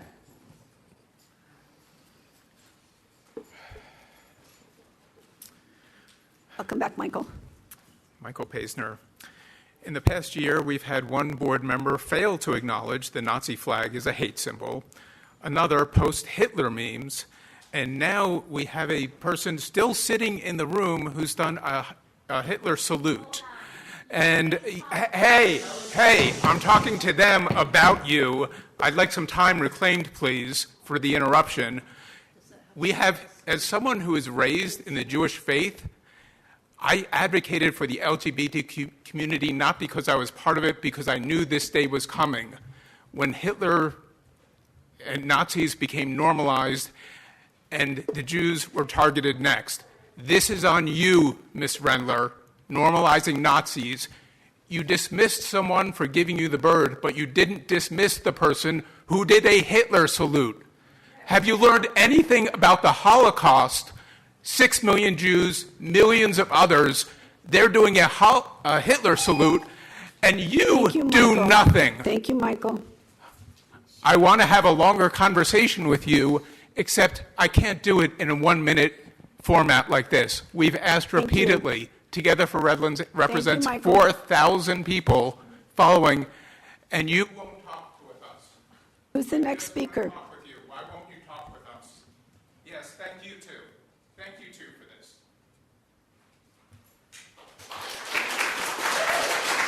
Welcome back, Jessica.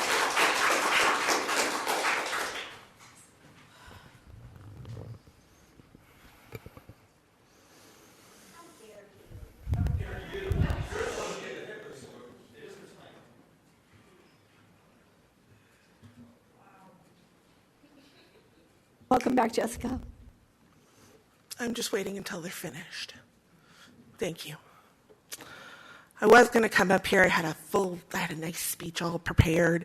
Instead, I'm going to Mama Bear, which, Candy, you seem to be Mama Bear, right? If you're a Mama Bear, why are you a part of a hate organization called Mom Army?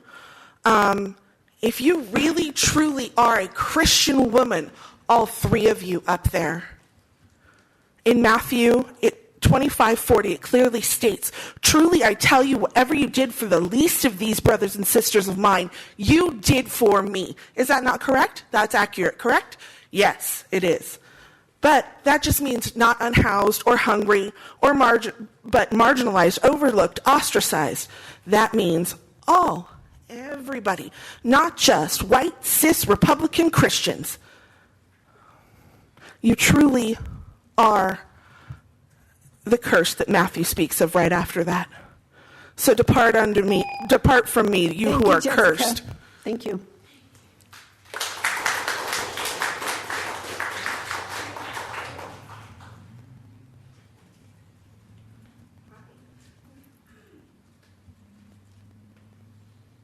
Welcome back, Samantha. outside right now, teachers and students are crying because the three of you are so incredibly insulting and lack integrity. Michelle, why haven't you addressed Candy's social media posts and likes? There's 31 on our website. We are not a fringe group. Like Mike said, we have over 4,000 followers from the community. We're not manipulating anyone. That's what Candy's doing. She is a liar, and she knows exactly what she is doing.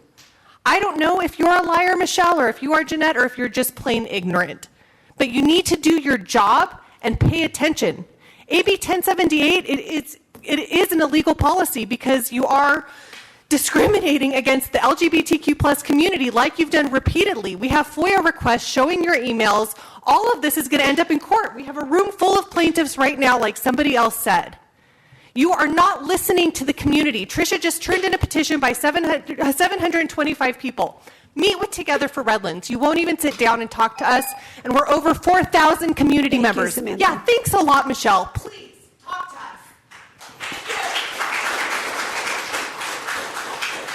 Next, we have Braxton Foley, Mark Laird, and Abigail.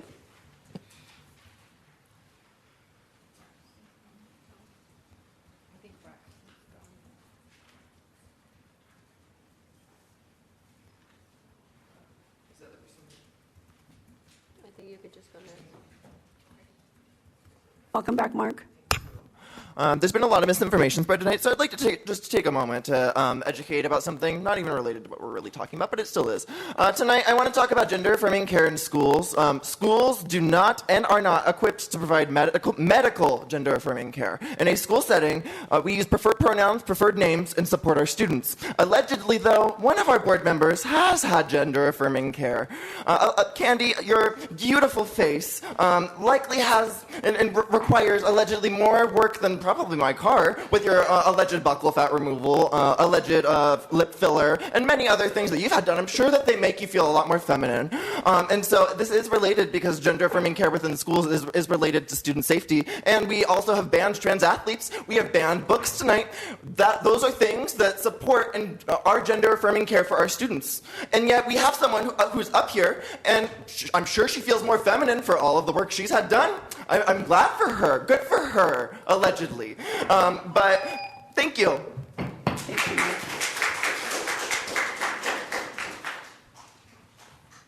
Abigail?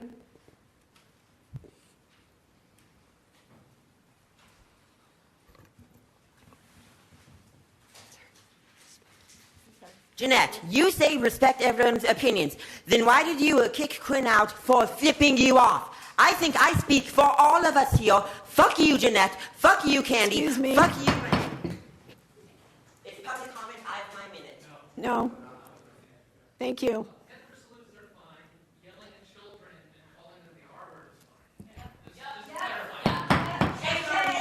Next. Who's next?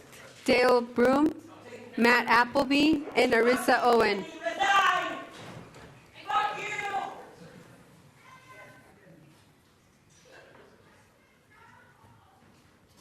Broom, then who's next? Consuelo.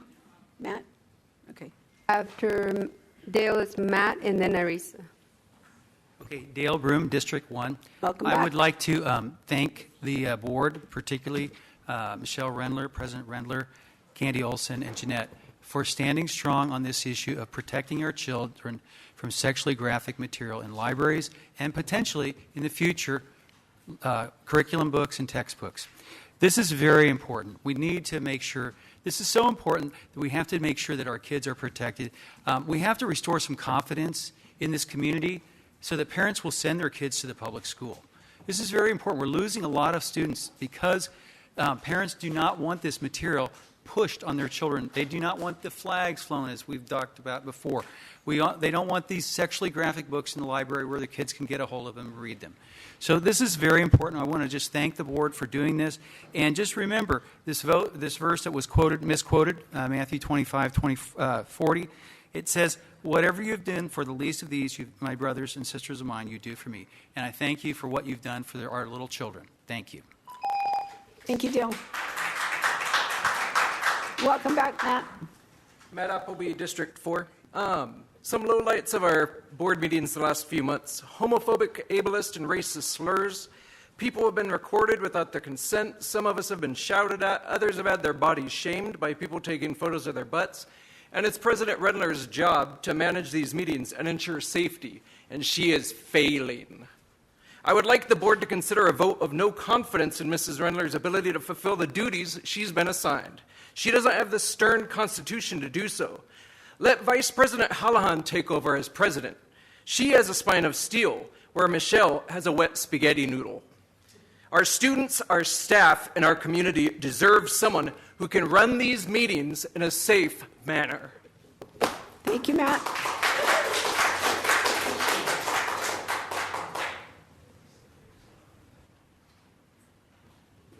Nor Arisa, Kate Appleby, Kathy Jaff, and Chris Cotis.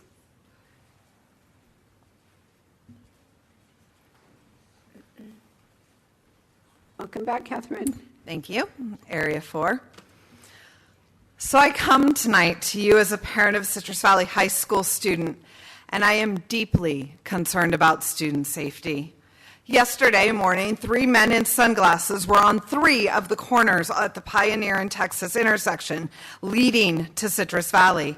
As students walked to school, they were approached by these individuals who were unidentifiable and given Bibles. If students wanted to avoid them, they were forced to step into the street and into traffic, much like they had to do when the anti-abortion group was at that same intersection in the spring. According to Citrus Valley administration, campus security cannot do anything about these individuals since they were not on school grounds.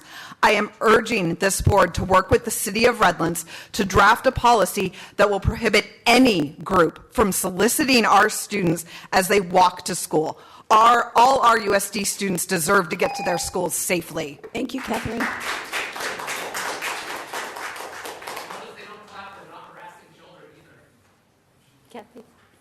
Kathy?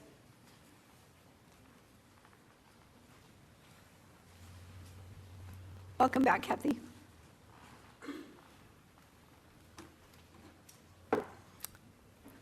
Hi, I just wanted to address that social media thing. So what troubles me the most, Candy, is your absolute lack of taking any kind of responsibility or accountability. I mean, your email reads, it's pretty funny. You say that, oh, I accidentally liked the middle meme. Sorry. Oh, did the dog eat your homework too? I mean, come on now. Let's be real. Let's take some leadership. Let's take some accountability. Everything you have done since you have been on this board is divisive. It is homophobic. It is racist. We need better. We deserve better. Ms. Olson, your action, they dehumanize people in this community. Redlands students and families deserve better. And Ms. Rendler, I don't know you, but I heard good things. And it is so sad to see your leadership because it is nothing like the things I heard good things about you. That's all I have to say. Thank you, Kathy.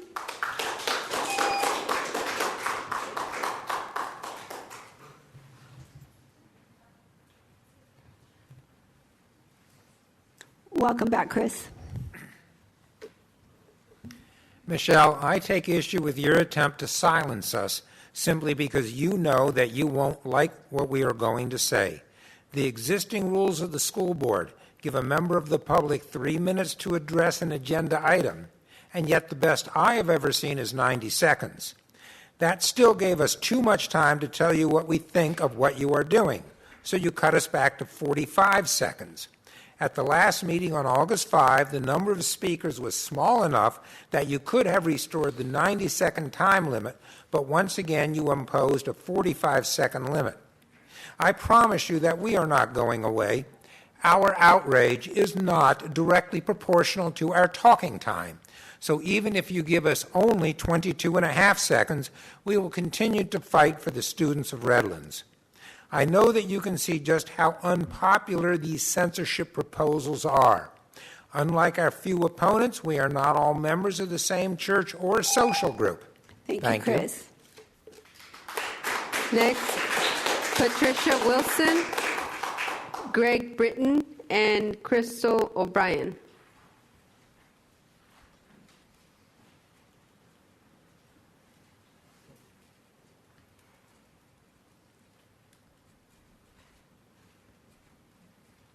Welcome back, Greg.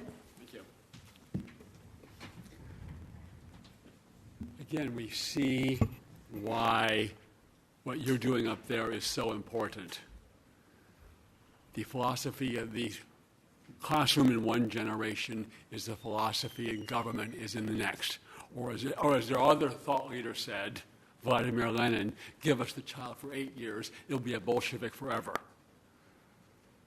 Any nation depends on the education system to educate the children how to be productive citizens, but also to be citizens here in America that will keep the republic and to pass on the culture, tradition, and history of a nation. Every nation needs that. And when you disrupt that, for even a generation or two, the nation will decline and fall. A civilization has to pass on these things. And this is why the leftists are so passionate about this, and that's why we have to be equally passionate about it.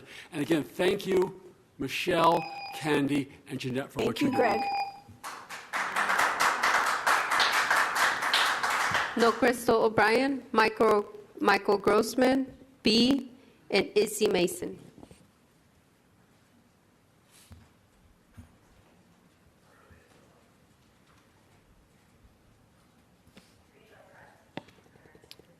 Joette Orman.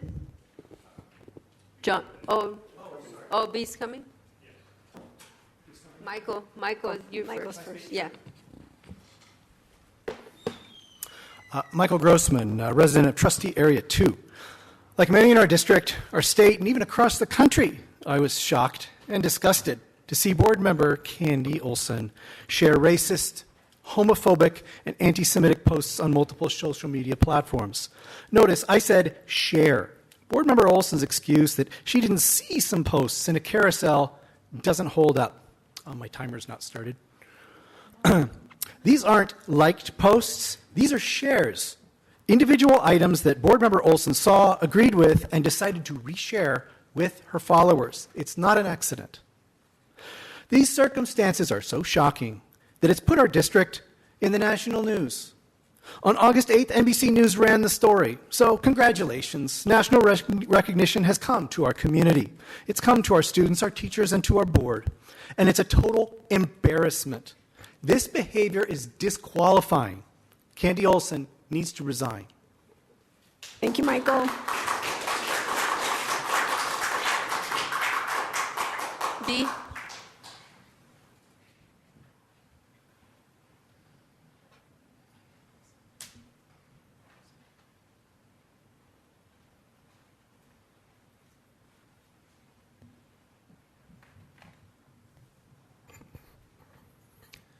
During the last meeting, Candy Olson accused people of taking her social media activity out of context. And I want to bring the board's attention to a post that she made on Facebook. I sent a hyperlink to the board via email, and I can provide a QR code to anyone who wants to confirm its authenticity. In her post, she writes, this was in October, there are several places around town where someone is building rock altars. They are not rock art. They are altars of pagan satanic worship. And she describes toys enchanted with evil magic left at these altars to encourage demonic possession of children who pick them up. I don't even know what to say. I mean, this post is just wildly delusional. And this is the person who's making decisions about the safety of our children. She's not mentally competent, and she needs to be removed from her position. Thank you, B.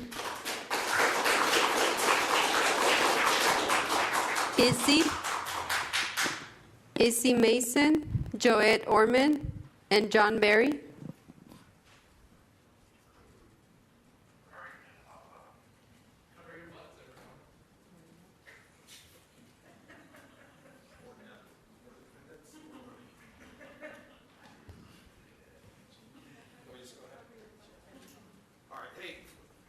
So first of all, congratulations, Jeanette, Candy, and Michelle, for your bold and courageous victories, for putting up for the absolute bile and middle fingers you've seen.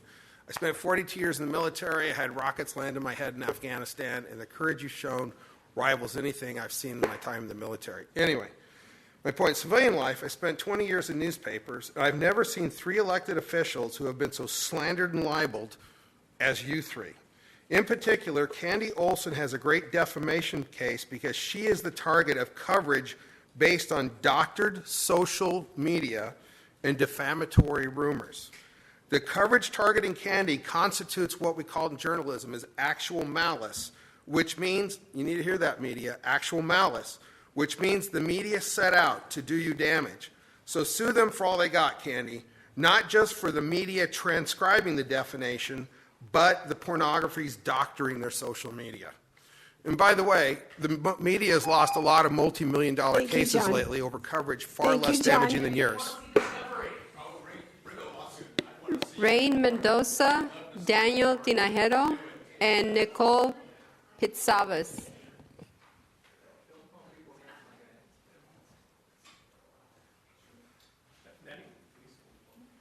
Yeah, go right ahead. Am I going first or? Yes, Daniel, you can go first.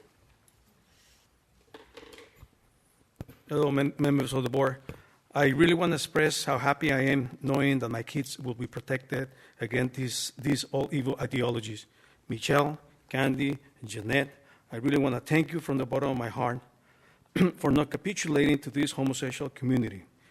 Mrs. Holligan, if you really truly are a Catholic, I ask you with much charity to put your priorities in order, because our Catholic faith does not support sodomy and does not compromise with evil. Thank you.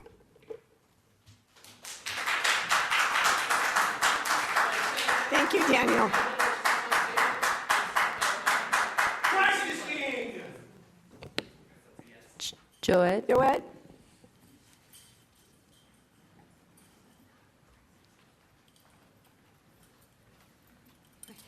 Thank you. I apologize for being late.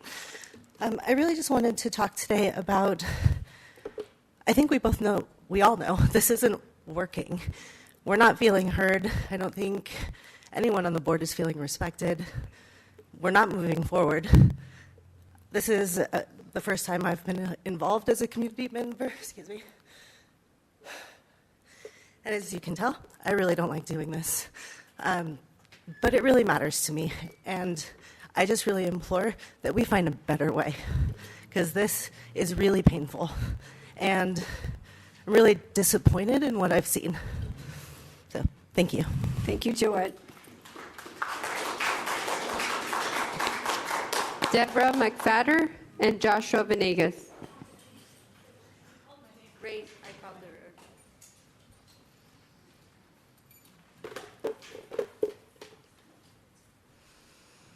Rain, welcome. Thank you.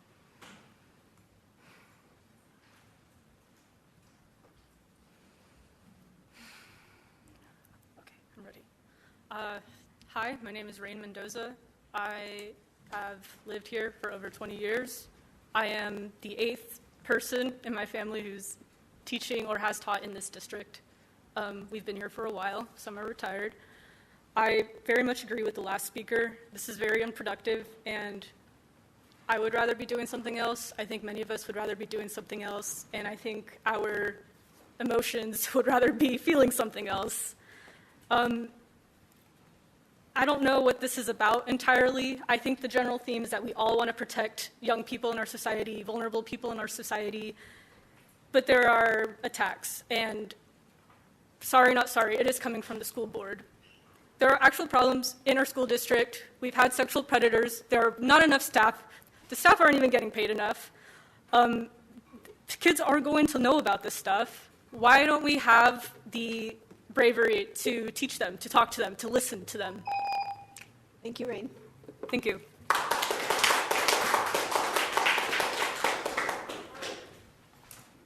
Welcome, Deborah. Thank you. Deborah McFadder, retired employee from RUSD. First, I want to say, blue hair because I'm in a play. Please don't take pictures if you were a person that was doing that at other school board meetings. The next thing I want to say is that many of us have been coming. Some of us have been giving reasoned and researched information and comments. Some people have been coming and saying over and over again what their church, specifically the Nazarene church here in town, wants them to say. You voted tonight with that group. In the end, we're all going to be here. I'm sorry, Deborah. Hold on. I'm sorry. What? Hold on. Hold What? the time for just a sec. Pause the time. Pause her time. You were asked to not take a picture. I know, but she asked you explicitly to please not take a picture. John, I know, but if, excuse me, if somebody asks you to please not take their picture. Point of order. Point of order. He needs to leave. He needs to be removed. Okay. So please just put your phone away. Thank you. Okay, Deborah, you may continue. Could I go back to the beginning, please? Yes, start over. Thank you.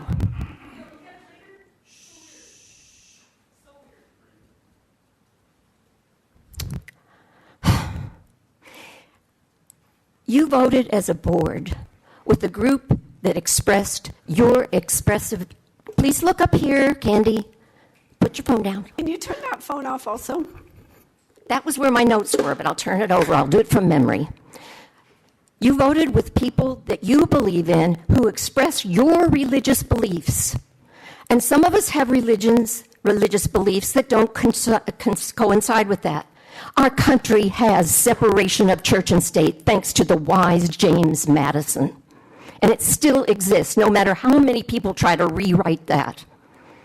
I had other things I was going to say, but in the end, in 10 or 20 years, if we're all still here, we have to learn how to be kind and human to each other. Michelle, you and I worked at McKinley School. We have to do that. And you are fueling such sorrow in this city. Thank you, Deborah.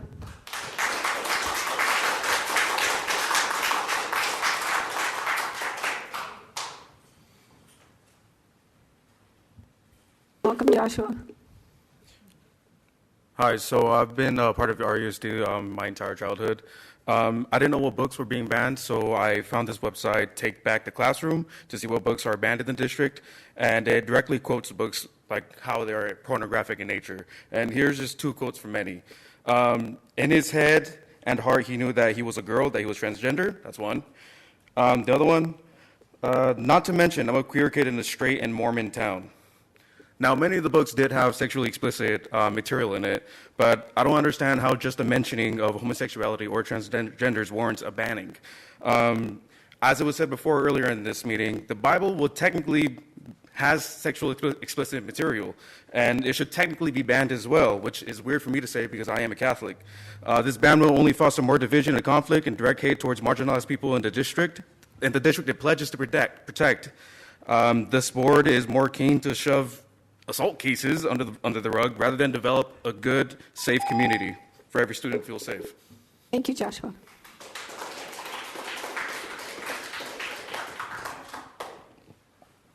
Is that all the speakers? Yes. Thank you.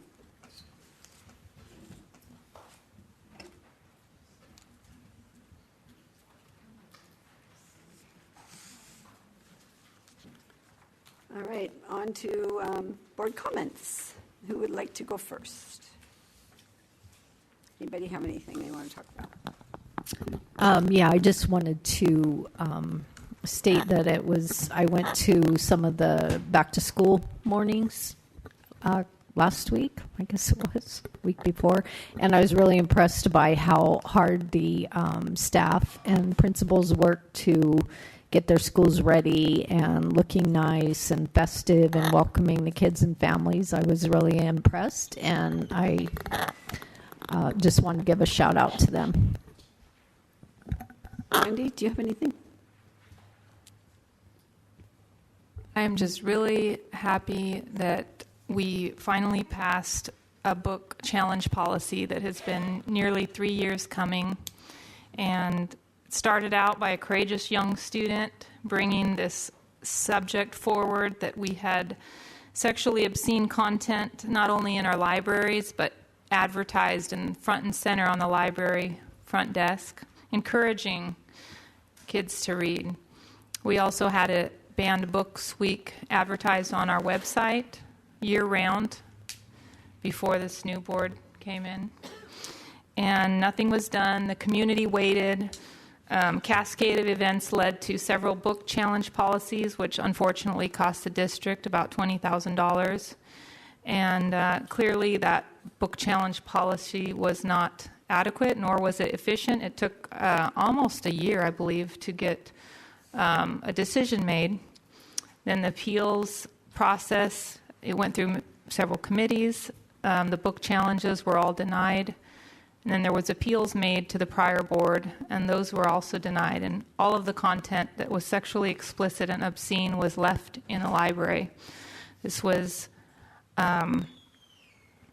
something that I'm really excited about. Children and adolescents are harmed by consuming sexually explicit materials, and I'm really proud of this moment and happy that we can do something, start heading in the right direction, focus on education. We have some great board goals with reading literacy and math intervention. I'm so excited to start seeing the numbers turn around. We're going to increase our graduation rate. I know it's already increased this last year, and we have some really great things coming for this district. And thank you all for being part of this journey, and thank you for coming out and voicing your opinion, even if you don't agree. We appreciate your input. Have a great night. Okay. So I want to welcome everybody back to another great school year. On the first day of school, I went with Deputy Superintendent, our CBO, Jason Hill, to Smiley, Cope, and RHS. It was a really fun morning seeing all the students, my grandchildren included, coming to school with smiles and, yes, a few tears. Those were mostly from parents. Teachers' classrooms were bright and cheery, ready for a new year of learning for the students. Administration was out welcoming all our students back. I wish I could spend every morning experiencing that excitement. Back to school night for our elementary schools happened last week. I was able to visit Franklin, Smiley, McKinley, and Mission. I really enjoyed meeting families and talking with the teachers and some students. I am looking forward to middle school and high school back to school nights next week. And I want to thank Dr. Engel, Superintendent of CRIROP, for always including me in the monthly meetings and taking me on the CRIROP tour. I always learn something every time. Have a great rest of your week. And Superintendent Cabral, could we look into what Rebecca Acosta asked about, the Braille for the special ed students? I just want to know what's going on with that. And I want to also congratulate Doug Covey on his new role. I'm sure they have left, but wanted to congratulate him. And that's all I have today. Just welcome everybody back to a new school year. It's going to be great. Was able to attend along with Michelle and Jason at Smiley, Cope, and Redlands High School, my alma mater of 40-some years. It was great to be back on campus. Looks great. To all the workers out there, the grass is cut. It's great. It's clean. Kudos to facilities and everyone for taking care of that. And then just most importantly, on Friday, we are going to open up Rev Stadium. So if you're available and you want to come out, come join the good celebrations that Redlands Unified does. We have great things to offer. And seeing that stadium come to fruition is going to be awesome. So hopefully come and support the Wildcats. Thank you. I just want to clarify something that I heard, that banned books are going away. They are not. I'm sorry, but banned books include titles like To Kill a Mockingbird, Fahrenheit 451, Animal Farm. Those are not going away. So I apologize for that inconsistency. I also just want to say that I'm sorry. I am so sorry for the hours that you've come and given to attend our board meetings and speaking in support of our staff and our students. And I am so sorry that that has fallen on deaf ears. You deserve better. So thank you. Superintendent's comments. Mr. Cabral, do you have anything you want to comment on? I do, yeah, a couple of things. First, I do want to say apologies to, there was a speaker who was speaking and held me accountable, and I just wanted to let her know that I was paying attention. And she was referencing a letter that I sent out day before school started that speaks to, you know, our desire, our motivation to ensure that kids are safe in school and that they are not bullied. And the letter really was designed to remind staff to not tolerate anybody, any of our students going through that, and to inform us. We have processes in place, and so that's what the letter was motivated to do, and that's what we stand by. I also want to speak to AB 1078 because I do believe that there's something to say about that with respect to our new policy. 1078 speaks specifically to not discriminating against any protected groups and ensuring that there is not a targeted attempt to not have certain textbooks that, you know, that this policy would impact. The reason why this policy is legal and permissible is because it does not do that. Now, implementation of it is what the community can hold us accountable to. If at any point the community feels that there are certain books or genre or themes that are being targeted and that could violate 1078, then I fully expect for the community to hold us accountable to that. Because 1078 does exist, and it is a law that we have to follow, and the policy will be implemented with respect to the processes that are described and not in violation of 1078. So please hold us accountable to that. School has started. I'm excited about that. I'm still limping a little bit, but I'm doing better. So I didn't get to go to day one, which it really impacted me because I love going to school sites. I'm hoping to get out here pretty soon to see our schools and to see our students. I know the schools are ready for our kids, and so I appreciate all our staff and the hard work that everybody's doing. And so we'll see you out there. And if you can come out to Rev Stadium, it is going to be a very exciting event for our community. The ceremony starts at 6:40. We'll see you out there. Get there early so that you can find parking. Otherwise, you'll be walking a little bit further than you would have if you got there early. So thank you so much, everybody. I hope everybody has a safe rest of your evening.